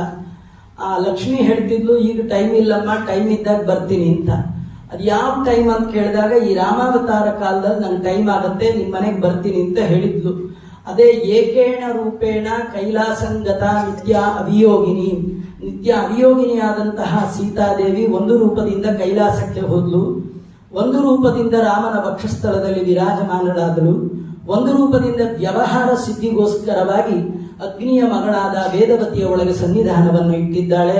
ಇಂದ್ರದೇವರ ಸನ್ನಿಧಾನ ವೇದವತಿಯಲ್ಲಿ ಎರಡು, ಒಂದು ಇಂದ್ರ ಮತ್ತೊಂದು ಸ್ವಯಂ ಮಹಾಲಕ್ಷ್ಮಿ ಸೀತೆಯ ಸನ್ನಿಧಾನ. ಇಷ್ಟೆಲ್ಲ ಇರುವಂತಹ ಆಕೃತಿ ಸೀತೆ ಅಲ್ಲ, ಸೀತಾಕೃತಿಯನ್ನ ಹೊತ್ಕೊಂಡು ಹೋದ. ಯಾವಾಗಲೂ ಕನ್ಫ್ಯೂಷನ್ ನಲ್ಲೇ ಹಾಳಾಗಿದ್ದು. ಮಿಥ್ಯಾ ಜ್ಞಾನೇನ ಚ ತಮಃ ಜ್ಞಾನೇನ ಇವ ಪರಂಪದಂ. ತಪ್ಪು ತಿಳುವಳಿಕೆಯಿಂದ ಹಾಳಾದವರಲ್ಲಿ ರಾವಣ ಮೊದಲು. ಸೀತೆಯನ್ನ ಹೊತ್ಕೊಂಡು ಹೋಗುವಾಗ ಸೀತೆ ಅನ್ಕೊಂಡು ತಗೊಂಡು ಹೋದ, ಸೀತೆ ಅಲ್ಲ. ಕಡೆಗೆ ಹೆಂಡತಿ ಮಂದೋದರಿಯನ್ನ ಮದುವೆ ಆಗುವ ಸಂದರ್ಭದಲ್ಲಿಯೂ ಪಾರ್ವತಿ ಅಂತ ಎತ್ಕೊಂಡು ಬಂದು ಹೆಂಡತಿ ಹೇಳ್ದ, ಪಾರ್ವತಿನೇ ಕರ್ಕೊಂಡು ಬಂದಿದ್ದೀನಿ. ಆಯಮ್ಮ ಅಲ್ಲೋ ಪಾರ್ವತಿ ಅಲ್ಲ, ಇವಳು ಮಂಡೋದರಿ ಇದ್ರೆ ಕೇಳಲೇವಲ್ಲ, ಆಯ್ತು ಮದುವೆ ಮಾಡ್ಕೊ ಅಂದ್ರೆ ಪಾರ್ವತಿ ಸನ್ನಿಧಾನ ಮಾಡ್ಕೊ ಅಂತ ಹೇಳಿ. ಅಂದ್ರೆ ಯಾವಾಗ್ಲೂ ತಪ್ಪು ತಿಳುವಳಿಕೆ ಇಟ್ಕೊಂಡೇ ಹಾಳಾದ ಕಥೆಯನ್ನ ನಾವು ನೋಡ್ತೇವೆ. ಹಾಗೆ ಹೊತ್ಕೊಂಡು ಹೊರಟಂತಹ ಸಂದರ್ಭದಲ್ಲಿ ಅರುಣನ ಮಕ್ಕಳಲ್ಲಿ ಒಬ್ಬನಾದ ಜಟಾಯು ಬಂದು ರಾಮನ ಜೊತೆಗೆ ತನ್ನ ಪ್ರಾಣ ಇರುವ ತನಕ ಹೋರಾಡಿದ್ದಾನೆ. ಅಂದ್ರೆ ಯಾವಾಗ್ಲೂ ಅಧರ್ಮದ ವಿರುದ್ಧವಾಗಿ ನಮ್ಮ ಶಕ್ತಿ ಇರುವ ತನಕ ನಾವು ಪ್ರಯತ್ನ ಮಾಡಬೇಕು. ಅಧರ್ಮವನ್ನ ಕಂಡಾಗ ಸುಮ್ಮನೆ ಇರಬಾರ್ದು. ದೊಡ್ಡ ಸಭೆ, ಬರೀ ಗಂಡಸರಿರುವಂತಹ ಸಭೆ, ಆ ಸಭೆಯಲ್ಲಿ ದ್ರೌಪದಿಗೆ ಅವಮಾನ ಮಾಡಬೇಕು ಅಂತ ಹೇಳಿ ಅವಳ ಸೆರಗಿಗೆ ಕೈ ಹಾಕುವ ಸಂದರ್ಭ. ಭೀಷ್ಮ ದ್ರೋಣಾದಿಗಳು ಚೆನ್ನಾಗಿ ಓದ್ಕೊಂಡವರು 525 ವರ್ಷ ಅಧ್ಯಯನ ಮಾಡಿದ ಮಹಾನುಭಾವರು ತಲೆ ಬಗ್ಗಿಸಿ ಕೂತ್ಬಿಟ್ಟಿದ್ದಾರೆ. ದ್ರೋಣಾಚಾರ್ಯರು ಎಲ್ಲಾ ಆಚಾರ್ಯರು ತಲೆ ಬಗ್ಗಿಸಿದಾಗ ಒಬ್ಬನೇ ಒಬ್ಬ ಎದ್ದು ನಿಂತ ವಿದುರ. ಅವನಂತಾನೆ, ಇದು ತೀರಾ ಅನ್ಯಾಯ, ಇದ ನಾನು ಸಮ್ಮತಿ ಇಲ್ಲ. ಜೋರ ಎರಡೂ ಕೈಗಳನ್ನ ಎತ್ತಿ ಅದನ್ನ ವಿರೋಧಿಸಿದ ಒಬ್ಬನೇ ವ್ಯಕ್ತಿ ಅಂದ್ರೆ ವಿದುರ. ಯಾರೋ ವಿದುರನ್ ಕೇಳಿದ್ರು, ಅಲ್ಲ ಅವರೆಲ್ಲ ಸುಮ್ಮನಿರುವಾಗ ನೀವ್ ಯಾಕೆ ಸುಮ್ಮನೆ ನಿಮ್ಮ ಮಾತೇನ್ ಕೇಳ್ಬಿಡ್ತಾರ? ಅಧರ್ಮದ ವಿರುದ್ಧ ಹೋಗುವಾಗ ನಮ್ಮ ಮಾತು ಕೇಳಬೇಕು ಅಂತ ಹೇಳಲಿಕ್ಕೆ ಹೋಗ್ಬಾರ್ದಂತ, ಇದು ನನ್ನ ಡ್ಯೂಟಿ ಅಂತ ಮಾಡ್ಬೇಕಂತ. ಅಲ್ಲ ನಾನೊಬ್ಬ ಮಾಡಿದ್ರಷ್ಟು ಬಿಟ್ರಷ್ಟು ಅನ್ಬಾರ್ದಂತೆ. ನೀವು ಮಾಡುವ ಎಲ್ಲ ಕರ್ಮಗಳ ಮೇಲೆ ಭಗವಂತ ಕಣ್ಣಿಟ್ಟು ನೋಡುತ್ತಿರ್ತಾನಂತೆ. ಅಷ್ಟು ಜನ ಸುಮ್ಮನೆ ಇದ್ದಾಗ ಒಬ್ಬ ವಿದುರ ಧರ್ಮದ ವಿರುದ್ಧ ತಾನು ಎತ್ತಿದ್ದಕ್ಕೆ, ಕೈ ಎತ್ತದ್ದಕ್ಕೆ, ವಿರೋಧ ಮಾಡಿದ್ದಕ್ಕೆ ಭಗವಂತ ಎಂತ ಅನುಗ್ರಹ ಮಾಡಿದ ಅಂದ್ರೆ, ಉದ್ಯೋಗ ಪರ್ವದಲ್ಲಿ ದುರ್ಯೋಧನನ ಮನೆಗೆ ಆಹ್ವಾನ ಇಟ್ಕೊಂಡು ಬಂದಂತಹ ಕೃಷ್ಣ ದುರ್ಯೋಧನನ ಮನೆಗೆ ಹೋಗ್ಲಿಲ್ಲ. ದುರ್ಯೋಧನ ಮೊದಲೇ ಪ್ರಿಪೇರ್ ಆಗಿದ್ದ. ಕೃಷ್ಣ ಬಂದ್ರೆ ಒಳ್ಳೆ ಟ್ರೀಟ್ಮೆಂಟ್ ಕೊಟ್ಟು, ಒಳ್ಳೆ ಸಾಲು ಸಕಲಾತಿ ಎಲ್ಲ ಮಾಡಿ, ಒಳ್ಳೆ ಊಟ ಬಡಿಸಿ, ಏನಾದ್ರೂ ಮಾಡಿ ನಮ್ಮ ಪಾರ್ಟಿಗೆ ಅವನನ್ನು ಸೇರಿಸ್ಕೊಂಡು ಬಿಡಬೇಕು ಅಂತ ಅದಕ್ಕೆ ಬೇಕಾದ ಎಲ್ಲ ಕುತಂತ್ರಗಳನ್ನ ಮಾಡಿದ್ದ. ಆದ್ರೆ ಎಲ್ಲ ತಂತ್ರ ಯೋಗೇಶ್ವರ ಭಗವಂತ, ಅವನು ಗೊತ್ತಿಲ್ಲ ಇವನು ಕುತಂತ್ರ. ಮನದೊಳಗೆ ತಾನಿಪ್ಪ ಮನವೆಂದೆನಿಸಿಕೊಂಬ, ಮನದ ವೃತ್ತಿಗಳನುಸರಿಸಿ ತ್ರಿವಿಧ ಭೋಗಗಳು ಇವನು ಚೇತನಕ್ಕೆ ಭಗವಂತನಿಗೆ ಗೊತ್ತಿತ್ತು. ಹೀಗಾಗಿ ಭಗವಂತ ಅಲ್ಲಿ ಹೋಗ್ಲೇ ಇಲ್ಲ. ಎಲ್ಲಿ ಹೋದ ಅಂದ್ರೆ, ಕರೆದಂತಹ ದುರ್ಯೋಧನನ ಮನೆಗೆ ಹೋಗದೆ ಕರೆಯದೇ ಇರುವ ವಿದುರನ ಮನೆಗೆ ಹೋದ್ನಂತೆ. ದಾಸರಾಯರು ವರ್ಣನೆ ಮಾಡ್ತಾರೆ, ವಿದುರನ ಭಾಗ್ಯವಿದು ಪದುಮ ಜಾಂಡ ತಲೆ ತೂಗುತ್ತಲಿದೆಕು. ವಿದುರನ ಮನೆಗೆ ಹೋದ, ವಿದುರನಿಗೆ ಅನುಗ್ರಹ ಮಾಡಿದ್ದಾನೆ. ಕಾರಣ ಅವನು ಅಧರ್ಮದ ಬಗ್ಗೆ ತಾನು ಎತ್ತಿದ್ದು ಕೈ. ಇದು ಅಧರ್ಮ ಅಂತ ಹೇಳಿದ್ದು ಹೇಗೋ ಹಾಗೆ ಎಲ್ಲಿ ಅಧರ್ಮ ನಡೆದಾಗಲೂ ತಮ್ಮ ಶಕ್ತಿ ಮೀರಿ ಹೋರಾಡಬೇಕು ಅನ್ನುವಂಥದ್ದನ್ನ ಜಟಾಯು ತಾನು ತೋರಿಸ್ತಾ ಇದೆ. ಜಹಿ ಜಹಿ ಅಂತ ಅದು ಹೇಳ್ತಾ, ಬಿಡು ಇದು ರಾಮನ ಪ್ರಿಯ ಮಡದಿ, ಇವಳನ್ನ ಯಾಕೆ ಹೊತ್ಕೊಂಡು ಹೋಗ್ತೀಯ, ನಿನ್ನ ಮೃತ್ಯು ಅವಳು, ಏನ್ ಹೇಳಿದ್ರು ಬಿಡ್ತಾ ಇಲ್ಲ. ಅಟ್ಟಿಸಿಕೊಂಡು ಹೋಗಿ ತನ್ನ ಶಕ್ತಿ ಇರುವಷ್ಟು ಕಾಲ ಅವನ ಜೊತೆ ಯುದ್ಧ ಮಾಡಿ, ತನ್ನ ಹರಿತವಾದ ಕೊಕ್ಕುಗಳಿಂದ ಉಗುರುಗಳಿಂದ ಅವನ ಬೆನ್ನಲ್ಲಿ ಗಾಯವನ್ನೆಲ್ಲ ಬೇಕಾದಷ್ಟು ಮಾಡಿದ ಸಂದರ್ಭದಲ್ಲಿ ರಕ್ತಸಿಕ್ತನಾದಂತಹ ರಾವಣ ತನ್ನ ಹರಿತವಾದ ಕತ್ತಿಯಿಂದ ಅವನ ರೆಕ್ಕೆಗಳನ್ನ ಕತ್ತರಿಸಿ ಹಾಕಿದ್ದಾನೆ. ಜಟಾಯು ರೆಕ್ಕೆ ಕಳ್ಕೊಂಡು ಕೆಳಗೆ ಬಿದ್ದಿದೆ. ಬಿದ್ದಾಗ ಅವನು ಸೀತೆಯನ್ನ ಹೊತ್ತು ಒಯ್ಯುವಾಗ ರೋದನ ಮಾಡ್ತಾ ದೇವರಲ್ಲಿ ಒಂದು ಪ್ರಾರ್ಥನೆ ಮಾಡ್ತಂಥದ್ದು. ನಾನು ಸಾಯ್ತಾ ಇದ್ದೇನೆ, ನನ್ನನ್ನು ಉದ್ಧಾರ ಮಾಡು, ನನಗೆ ಹಾಗೆ ಮಾಡು, ಏನು ಕೇಳಲಿಲ್ಲ. ಅದೇನು ಕೇಳ್ತಂದ್ರೆ ಜಟಾಯು ಹೇಳುತ್ತೆ, ಭಗವಂತ ನನಗೊಂದೇ ಆಸೆ, ನಿನ್ನನ್ನ ನೋಡಿ ಸೀತಾ ಸುದ್ದಿ ಹೇಳೋ ತನಕ ನನ್ನ ದೇಹದ ಒಳಗೆ ಪ್ರಾಣ ಉಳಿಯುವ ಹಾಗೆ ನೀನು ಅನುಗ್ರಹ ಮಾಡು ಅಂತ ಕೇಳಿಕೊಂಡಾಗ ರಾಮಚಂದ್ರ ದೇವರು ಸೀತಾನ್ವೇಷಣೆ ಮಾಡ್ತಾ ಮಾರ್ಗ ಮಧ್ಯದಲ್ಲಿ ಬರುವಾಗ ಜಟಾಯುವನ್ನು ಕಂಡಿದ್ದಾರೆ. ಜಟಾಯು ಪರ್ವತದ ಆಕಾರದ ಪಕ್ಷಿ, ಸಣ್ಣ ಪುಟ್ಟ ಪಕ್ಷಿ ಅಲ್ಲ, ಅದು ಭಾರೀ ಗಾತ್ರದ ಪಕ್ಷಿ. ಆ ಜಟಾಯುವನ್ನ ನೋಡ್ತಾ ಲಕ್ಷ್ಮಣನಿಗೆ ಹೇಳ್ತಾ ಇದ್ದಾನೆ, ನೋಡು ಎಂಥ ಆಶ್ಚರ್ಯ ಇದು, ಒಂದು ಪ್ರಾಣಿ ಕೂಡ ಸಜ್ಜನರಿಗೆ ಉಪಕಾರ ಮಾಡುತ್ತೆ. ನಾವು ಸಜ್ಜನಿಕೆ ಇತ್ತು ಅಂತಾದ್ರೆ, ನಮ್ಮ ನಡೆಯಲ್ಲಿ ಧರ್ಮ, ನುಡಿಯಲ್ಲಿ ಸತ್ಯ ಇತ್ತು ಅಂತಾದ್ರೆ ಜಗತ್ತೇ ನಮ್ಮ ಪರವಾಗಿ ನಿಲ್ಲತ್ತೆ. ನಮ್ಮ ನಡೆಯಲ್ಲಿ ಧರ್ಮ ಇಲ್ಲ, ನುಡಿಯಲ್ಲಿ ಸತ್ಯ ಇಲ್ಲ ಅಂದ್ರೆ ನಮ್ಮ ಮನೆಯ ಮಕ್ಕಳು, ನಮ್ಮ ಹೆಂಡತಿ, ನಮ್ಮ ಗಂಡ ನಮಗೆ ಶತ್ರುಗಳಾಗ್ಬಿಡ್ತಾರೆ. ಉಪನಿಷತ್ತಲ್ಲಿ ಹೇಳುತ್ತೆ, ದ್ವಿಷಂತೋ ಮಿತ್ರ ಭವಂತಿ, ದ್ವೇಷಿಗಳು ಕೂಡ ನಮಗೆ ಮಿತ್ರರಾಗ್ತಾರೆ. ಏನು ಅರಿಯದ ಪ್ರಾಣಿ ಪಕ್ಷಿಗಳು ಕೂಡ ನನಗೆ ಸಹಾಯ ಮಾಡ್ತಾ ಇದೆ ಅಂತ ಹೇಳಿ, ನನಗೆ ನನ್ನ ತಂದೆಯ ಸಂಸ್ಕಾರವನ್ನ ಮಾಡ್ಲಿಕ್ಕಾಗ್ಲಿಲ್ಲ, ನಾನು ವಂಚಿತನಾದೆ. ಆದರೆ ತಂದೆಯ ಸಮಾನನಾದ ಜಟಾಯುವಿಗೆ ನಾನು ಉತ್ತಮವಾದ ಗತಿಯನ್ನು ಕೊಡಬೇಕು, ಇವನಿಗೆ ನಾನು ಸಂಸ್ಕಾರ ಮಾಡ್ತೇನೆ, ಲಕ್ಷ್ಮಣ ಚಿತೆಯನ್ನ ನಿರ್ಮಾಣ ಮಾಡು ಅಂತ ಹೇಳಿ ಚಿತೆಯನ್ನ ನಿರ್ಮಾಣ ಮಾಡಿ ಜಟಾಯುವನ್ನ ಅಲ್ಲಿಟ್ಟು ಮಗ ತಂದೆಗೆ ಮಾಡಬೇಕಾದ ಕರ್ತವ್ಯವನ್ನ ಸ್ವಯಂ ಪ್ರಭುವಾದ ರಾಮಚಂದ್ರ ದೇವರು ಜಟಾಯುವಿಗೆ ಮಾಡಿ ಅನ್ವಿಷ್ಯನ್ನ ಆರ್ತ ಗೃದ್ಧನಂ, ಆ ಆರ್ತ ಹದ್ದಿಗೆ, ರಣ ಹದ್ದಿಗೆ, ಆ ಜಟಾಯುವಿಗೆ ಉತ್ತಮವಾದ ಸದ್ಗತಿಯನ್ನು ಕೊಟ್ಟಿದ್ದಾನೆ. ಆ ಜಟಾಯು ಇನ್ನೇನು ಪ್ರಾಣ ಬಿಡುವಾಗ ಎಂಥ ಪುಣ್ಯಾತ್ಮ ಪಕ್ಷಿ ಅಂದ್ರೆ, ಮನುಷ್ಯ ಆಗಿ ಏನ್ ಪ್ರಯೋಜನ, ಬ್ರಾಹ್ಮಣ ಆಗಿ ಏನ್ ಪ್ರಯೋಜನ, ಭಗವಂತನ ಅನುಗ್ರಹ ಪಡೆಯಲಿಲ್ಲ ಅಂದಮೇಲೆ ಜನ್ಮ ಯಾವ್ದಾದ್ರೆ ಅಂದ್ರೆ ಅದಕ್ಕೆ ದಾಸರಂತಾರೆ, ಕುಯೋನಿಗಳು ಬರಲಂಜೆ ಲಕುಮಿ ಪ್ರಾಣಪತಿ ತತ್ವೇಶರಿಂದೊಡಗೂಡಿ ಗುಣಕಾರ್ಯ ತಾನೇ ಮಾಡುವನೆಂಬ ಈ ಸುಜ್ಞಾನವನೇ. ಭಗವಂತ ಸರ್ವೋತ್ತಮ ಅನ್ನುವ ಜ್ಞಾನ ಇಲ್ಲದ ಜನ್ಮ ಯಾವುದಾದ್ರೇನು, ಏನು ಪ್ರಯೋಜನ? ಹಕ್ಕಿಗೆ ರಾಮ ಸರ್ವೋತ್ತಮ ಅನ್ನುವ ಜ್ಞಾನ ಇತ್ತಾದ ಕಾರಣ ಅದರ ಸಾವು ಹೇಗಿತ್ತು ಅಂದ್ರೆ ಎನ್ ಮರಣಂ ಅವಭೃತಂ, ರಾಮಚಂದ್ರ ದೇವರು ಸಾಯುವಾಗ ಹಕ್ಕಿಯನ್ನ ತೊಡೆಯಲ್ಲಿಟ್ಟಿದ್ದಾನೆ. ರಾಮಚಂದ್ರ ದೇವರ ತೊಡೆಯಲ್ಲಿ ಪ್ರಾಣ ಬಿಡುವ ಯೋಗವನ್ನ ಪಡೆದ ಹಕ್ಕಿ ಜಟಾಯು. ಆ ಜಟಾಯು ಹೇಳುತ್ತೆ, ರಾಮ ನಿಂಗೊಂದು ಸಂತಸದ ಸುದ್ದಿಯನ್ನ ಹೇಳಿ ನಾನು ಪ್ರಾಣ ತ್ಯಾಗ ಮಾಡ್ತೇನೆ. ಏನಂದ್ರೆ, ರಾವಣ ನಿನ್ನ ಹೆಂಡತಿಯನ್ನ ಹೊತ್ಕೊಂಡು ಹೋದಾಗ ಯಾವ ಮುಹೂರ್ತ ಇತ್ತು ಹೇಳ್ತೇನೆ ಕೇಳು. ವಿಂದ ಅನ್ನುವ ಮುಹೂರ್ತದಲ್ಲಿ ರಾವಣ ಸೀತೆಯನ್ನ ಅಪಹಾರ ಮಾಡಿದ್ದಾನೆ. ಈ ಮುಹೂರ್ತದಲ್ಲಿ ಯಾವ ವಸ್ತು ಕಳವಾದ್ರೆ ಯಜಮಾನನಿಗೆ ಬಹಳ ಬೇಗ ಸಿಗತ್ತೆ ಎನ್ನುವ ನಿಯಮ ಇದೆ ಅಂತ ವಿಂದ ಮುಹೂರ್ತದಲ್ಲಿ ರಾವಣ ಹೊತ್ಕೊಂಡು ಹೋಗಿದ್ದಾನೆ. ನಿನ್ನ ಹೆಂಡತಿ ನಿನಗೆ ಬೇಗ ಸಿಗ್ತಾಳೆ ಅಂತ ಹೇಳಿ ಪ್ರಾಣತ್ಯಾಗ ಮಾಡಿ. ನಿಮ್ಗಿದು ಇನ್ನೊಂದು ಕಥೆ ಆಶ್ಚರ್ಯ ಅಂದ್ರೆ, ಆ ಹಕ್ಕಿ ಯಾವಾಗ ಹೋಗಿ ಜ್ಯೋತಿಷ್ಯ ಕಲ್ತ್ಕೊಂಡು ಬಂತು ಅಂತ ಕೇಳಬೇಡಿ. ಸೂರ್ಯನ ರಥದ ಸಾರಥಿಯಾದ ಅರುಣನ ಮಗ ಜಟಾಯು ಸಾಮಾನ್ಯ ಅಲ್ಲ, ವೇದಾಂತವನ್ನ ಅಧ್ಯಯನ ಮಾಡಿದ ಮಹಾನುಭಾವ. ಅದರಿಂದ ರಾಮನನ್ನ ದೇವರು ಅಂತ ತಿಳಿಬೇಕಾದ್ರೆ ವೇದಾಂತದ ನಿಶ್ಚಿತ ತತ್ವಜ್ಞಾನ ಇಲ್ಲದವರಿಗೆ ಭಗವಂತ ಪರಬ್ರಹ್ಮ ಪರಾತ್ಪರ ವಸ್ತುವಾದ ಅವನೇ ರಾಮನಾಗಿ ಬಂದಿದ್ದಾನೆ ಎನ್ನುವ ಎಚ್ಚರಿಕೆ ಎಲ್ಲಿ ಬರ್ಲಿಕ್ಕೆ ಸಾಧ್ಯ? ಆ ಎಚ್ಚರಿಕೆ ಬಂದಿದೆ ಅಂದ್ರೆ ಎಲ್ಲ ವೇದಾಂತದ ಸಾರ ಅದಕ್ಕೆ ಗೊತ್ತಿರಬೇಕು. ಹೀಗಾಗಿ ಜ್ಯೋತಿಷ್ಯವನ್ನ ತಿಳಿದಂತ ಹಕ್ಕಿ ಹೇಳ್ತಾ ಇದೆ, ವಿಂದ ಮುಹೂರ್ತದಲ್ಲಿ ಅಪಹಾರ ಮಾಡಿದ ಕಾರಣ ನಿನ್ನ ಮಡದಿ ನಿನಗೆ ಬಹಳ ಬೇಗ ಸಿಗ್ತಾಳೆ ಅಂತ ಹೇಳ್ತಾ, ಅನ್ವಿಷ್ಯನ್ನಾರ್ಥ ಗೃದ್ಧನ್ ಸ್ವಗತಿ ಮಥನಯನ್ ಮಾಂ ಅವೇತ್ ಘ್ನನ್ ಮಾಂ ಅವೇತ್ ಕಬಂಧಂ ಘ್ನನ್. ಕಬಂಧ ಅನ್ನುವ ಒಬ್ಬ ದೈತ್ಯ, ಅವನು ಧನು ಅನ್ನುವಂತಹ ಗಂಧರ್ವ, ಅವನು ಕೂಡ ರಾಕ್ಷಸನಾಗಿ ಹುಟ್ಟಿದ್ದಾನೆ. ಅವನು ಬ್ರಹ್ಮದೇವರಲ್ಲಿ ವರ ಕೇಳ್ದ, ನಾನು ಎಷ್ಟು ಕೈ ಬೆಳೆಸ್ತೀನಿ ಅಷ್ಟು ನಂದೆಲ್ಲ ಕೈ ಹೋಗ್ಬೇಕು, ಹಾಗೆ ಹೀಗೆ ಕೇಳ್ಕೊಂಡಿದ್ದ. ಸರಿ, ಅವಧ್ಯತ್ವ ವರವನ್ನು ಸಂಪಾದನೆ ಮಾಡಿದ. ಒಮ್ಮೆ ಇಂದ್ರದೇವರು ಅವನ ಜೊತೆ ಯುದ್ಧ ಮಾಡುವಾಗ ವಜ್ರಾಯುಧದಿಂದ ಅವನ ತಲೆ ಹೊಡೆದು, ಅದೇನಾಯ್ತು, ತಲೆ ಹೊಟ್ಟೆ ಒಳಗೆ ಹೋಗಿ ಸಿಕ್ಕಾಬಿಟ್ಟು. ಅವನಿಗೆ ಬರೀ ಮುಂಡ, ನೋರುಂಡ, ಕೆಲವರು ತಲೆ ಇಲ್ಲದೆ ಇರ್ತಾರಲ್ಲ, ಅದ್ರ ಇವನೇ ಫಸ್ಟ್ ತಲೆ ಇರಲಿಲ್ಲ. ಇವನು ಬಾಯಲ್ಲಿತ್ತು ಅಂದ್ರೆ ಹೊಟ್ಟೆ ಒಳಗೆ ಬಾಯಿತ್ತು. ನಮಗೆ ಯಾವಾಗ್ಲೂ ತಲೆ ಒಳಗೆ ಹೊಟ್ಟೆ, ಅವನಿಗೆ ಹೊಟ್ಟೆ ಒಳಗೆ ತಲೆ, ನಮ್ಗೆ ತಲೆ ಒಳಗೆ ಹೊಟ್ಟೆ.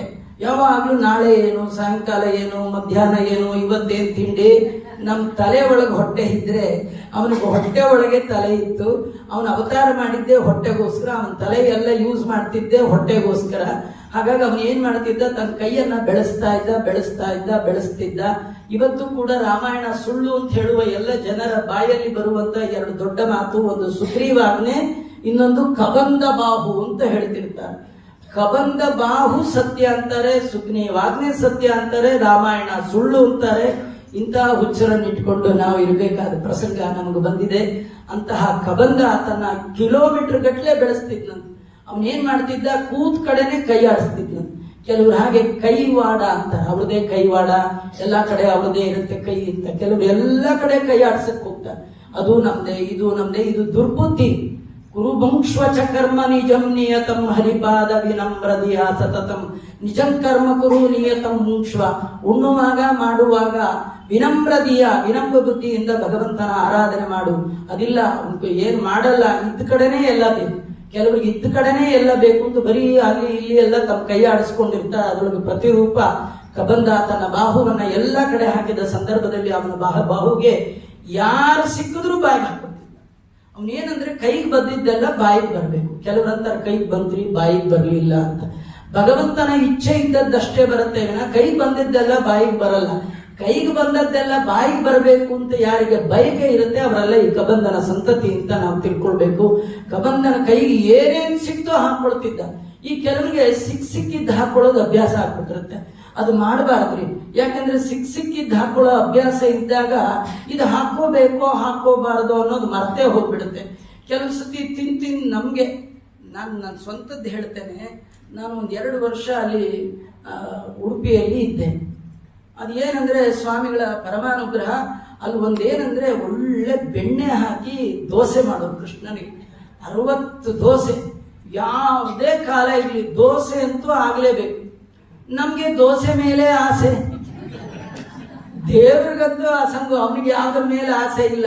ನಮ್ಮಲ್ಲಿ ತೆಲಗಲ್ಲಿ ಒಂದು ಗಾದೆ, ಮೀಕು ಚೂಕಲು ಮಾಕು ಮೇಕಲು ಅಂತ. ಚೂಕಲು ಅಂದ್ರೆ ನೋಟ, ದೇವ್ರಿಗೆ ಸುಮ್ಮನೆ ತೋರಿಸೋದು, ಬಡದು ಬಾಯಿಗೆ ಹಾಕೊಳ್ಳೋದು ಯಾರು? ನಾವೇ. ಅದರ ಅಂತಿಮ ನಿರ್ಧಾರ ಎಲ್ಲಿ? ನಮ್ಮ ಬಾಯೊಳಗೆ ಹೋಗೋದೆ. ಆ ದೇವ್ರಿಗೆ ನೈವೇದ್ಯಕ್ಕಿಡೋರು ಅದು ಇಟ್ಟಾದ್ಮೇಲೆ ಅದು ಮತ್ತೆ ಪ್ರಾಣದೇವ್ರಿಗೆ ಹೋಗ್ಬೇಕು. ಆ ಪ್ರಾಣದೇವ್ರಿಗೆ ಹೋಗಕ್ ಮುಂಚೆ ಮಧ್ಯ ಒಂದು ರೆಸ್ಟ್, ಅಲ್ಲಿ ಒಂದು ಪಾಯದ ಮನೆ ಅಂತ ಅಲ್ಲಿ ಇಟ್ಟಿರೋರು, ಅದು ಒಂದು ಕಡೆ ಇಟ್ಟಿರೋರು. ಆಮೇಲೆ ಮತ್ತೆ ಸ್ವಾಮಿಗಳಲ್ಲಿ ಹೋದ್ಮೇಲೆ ಅದನ್ನ ತಗೊಂಡು ಹೋಗಿ ಪ್ರಾಣದೇವ್ರಿಗೆ ನೈವೇದ್ಯ ಮಾಡಿ ಕೊಡ್ಬೇಕು. ಪೇಜಾವರ ಸ್ವಾಮಿಗಳ ಒಂದು ಕಾಲದಲ್ಲಿ ಎಲ್ಲಾ ಶಿಷ್ಯರಿಗೆ ಸರ್ವತಂತ್ರ ಸ್ವತಂತ್ರರು. ಒಂದು ಸತಿ ನೋಡಕ್ ಹೋದ್ರೆ ಸ್ವಾಮಿಗಳಿಗಿಂತಲೂ ಸ್ವತಂತ್ರರಾಗ್ಬಿಟ್ಟಿದ್ರು. ಅವ್ರು ಯಾರಿಗೂ ಸ್ವಾಮಿಗಳ ಮೇಲೆ ಅಂದ್ರೆ ತಾಯಿಯನ್ನ ಕಂಡಾಗ ಮಗುವಿನಲ್ಲಿ ಯಾವ ಭಾವ ಇರುತ್ತೆ? ಭಯ ಇರಲ್ಲ ಮಗುವಿಗೆ.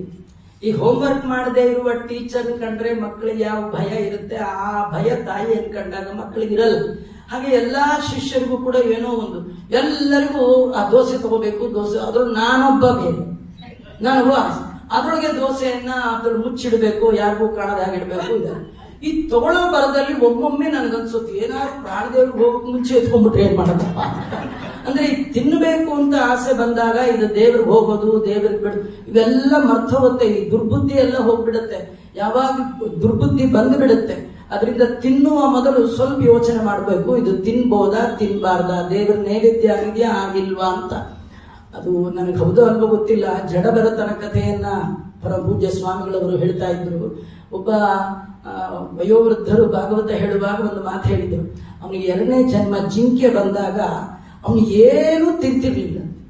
ಜಿಂಕೆ ಜನ್ಮದಲ್ಲಿ 24 ಗಂಟೆ ಗಂಡಕಿ ನದಿಯ ಒಳಗೆ ಕುತ್ತಿಗೆ ತನಕ ಇದ್ದು ಪ್ರಾಣ ತ್ಯಾಗ ಮಾಡಿದ, ದೇಹ ಶರೀರ ತ್ಯಾಗ ಮಾಡಿದ, ಏನು ತಗೊಳ್ಳಿಲ್ಲ. ಯಾಕೆಂದ್ರೆ ಜಿಂಕೆ ತಿನ್ನೋದು ಹುಲ್ಲು. ಅದು ತಿನ್ನಕ್ ಮುಂಚೆ ಮೂಸ್ ನೋಡ್ತಿತ್ತಂತೆ. ಆ ಮೂಸ್ ನೋಡಿ ಗ್ರಾಣಗ್ನಾಹ, ಅದು ತಿಳ್ಕೊಳ್ಳೋದಂತೆ ಇದು ನೈವೇದ್ಯ ಆಗಿದೆಯಾ ಇಲ್ವಾ ಅಂತ. ಹೌದೋ ಅಲ್ಲೋ ಆಮೇಲೆ. ಆದ್ರೆ ಆ ಪ್ರಾಣಿ ಆಗಿದ್ದಾಗ ಕೂಡ ಹಿಂದಿನ ಜನ್ಮದಲ್ಲಿ ತಂದೆಯ ಬಾಯಲ್ಲಿ ಕೇಳಿದಂತಹ ಕಥೆ, ಭಗವಂತನಿಗೆ ಅನರ್ಪಿತವಾದದ್ದನ್ನ ಸ್ವೀಕಾರ ಮಾಡಬಾರ್ದು ಅಂತ ಹೇಳಿ ಎಂದು ಏನನ್ನೂ ಅಲ್ಲ, ಅನ್ನ ಇಟ್ಟು ನೈವೇದ್ಯ ಮಾಡೋರೇ ಸಿಗಲ್ಲ, ಹುಲ್ಲಿಟ್ಟು ನೈವೇದ್ಯ ಮಾಡಿ ಹಸುಗಾಕೋರು ಯಾರಿದ್ದಾರೆ ಅಲ್ವಾ? ಅದರಿಂದ ಇಲ್ಲೇ ಇಲ್ಲ, ಊಟವೇ ಬಿಟ್ಟುಬಿಟ್ಟಿತ್ತು ಅಂತ ಹೇಳ್ತಾರೆ. ಅಂದ್ರೆ ವಲ್ಲರು ಭಗವಂತನಿಗೆ ಅನರ್ಪಿತವಾದದ್ದನ್ನ ಎಂದು ಸ್ವೀಕಾರ ಮಾಡಲ್ಲ. ಈ ಕಬಂದನಲ್ಲಿ ಆ ನಿಯಮ ಇಲ್ಲ. ಏನ್ ಕೈಗೆ ಸಿಗುತ್ತೆ ಅದು ಬಾಯಿಗೆ ಹಾಕೊಳ್ಳೋದು. ಹೀಗೆ ಎಲ್ಲ ಏನ್ ಸಿಕ್ಕರು ಹಾಕೊಳ್ತಿದ್ದ. ಒಂದಿನ ದೇವರೇ ಸಿಕ್ಬಿಟ್ಟ, ರಾಮ ಸಿಕ್ಬಿಟ್ಟ. ಎಲ್ಲರನ್ನೂ ತಿಂದು ಡೈಜೆಷನ್ ಮಾಡ್ಕೊಳ್ಳೋ ಹಾಗೆ ರಾಮನ್ನೂ ತಿಂದಬಹುದು ಅಂತ ರಾಮನ್ನು ಬಾಯಿಗೆ ಹಾಕೋಬೇಕು ಅಂತ ಹೀಗೆ ತಗೊಂಡು ಹೋದ. ಬಾಯಿ ಹತ್ರ ಹೋದಾಗ 2 ಕೈಗಳ ಲಕ್ಷ್ಮಣ ಮತ್ತು ರಾಮದೇವರು ಆ ಕಬಂದನ ಬಾಹುವನ್ನೇ ಕತ್ತರಿಸಿ ಹಾಕಿದ್ದಾರೆ. ಈ ಕಥೆ ಒಳಗೆ ನಮ್ಗೊಂದು ಕಥೆ, ಕೂತ್ ಕಡೆನೆ ಎಲ್ಲ ಬೇಕು ಅಂತ ಕೈ ಆಡಿಸಿದ್ರೆ ಅವ್ರ ಕೈ ಕತ್ತರಿಸಿ ಹಾಕ್ತೀನಿ, ಕೆಲಸ ಮಾಡಿ ಊಟ ಮಾಡಿ. ಕುರು ನಿಜಂ ಕರ್ಮ ಕುರು ನಿಯತಂ ಭುಂಕ್ಷ್ವ, ನಿನ್ನ ವರ್ಣಾಶ್ರಮಕ್ಕೆ ವಿಹಿತವಾದ ಕರ್ಮವನ್ನ ಮಾಡು, ನಾ ಕೊಟ್ಟದ್ದನ್ನ ಸ್ವೀಕಾರ ಮಾಡು. ನಮ್ದು ಎರಡೂ ಇಲ್ಲ ರೀ, ನಮ್ಗೆ ಕೊಟ್ಟದ್ ಸಾಲದು, ಅದು ಬೇಕು ಇದು ಬೇಕು. ಅಷ್ಟು ದೊರಕಿದರೂ ಮತ್ತಷ್ಟರಾಸೆ, ಕಷ್ಟ ಬೇಡೆಂಬಾಸೆ, ಕಡು ಸುಖವ ಕಾಂಬಾಸೆ, ನಷ್ಟ ಜೀವನದಾಸೆ, ಪುರಂದರ ವಿಠಲ ಅಂತ ವರ್ಣನೆ ಮಾಡಿದ್ದಾರೆ. ಇಂತಹ ಕಬಂಧನನ್ನ ಸಂಹಾರ ಮಾಡಿ ಒಳಗಿರುವಂತಹ ಧನುವನ್ನ ಉದ್ಧಾರ ಮಾಡಿದಂತಹ ಭಗವಂತ ರಾಮಚಂದ್ರ ನಮ್ಮನ್ನ ರಕ್ಷಣೆ ಮಾಡಲಿ ಅಂತ ಕೇಳ್ಕೊಳ್ತಾ ಇದ್ದಾರೆ.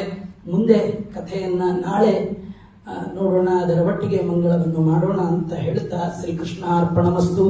ಸರ್ವೇಂದ್ರಿಯ ಪ್ರೇರಕೇಣ ಶ್ರೀ ಪ್ರಾಣಪತಿ ನೇರಿತಃ ಯದವೋಚ ಮಹಂತೇನ ಪ್ರಿಯತಾಂ ಕಮಲಾಲಯ ಮಧ್ವೇಶ ಅರ್ಪಣಮಸ್ತು. ಕೃಷ್ಣ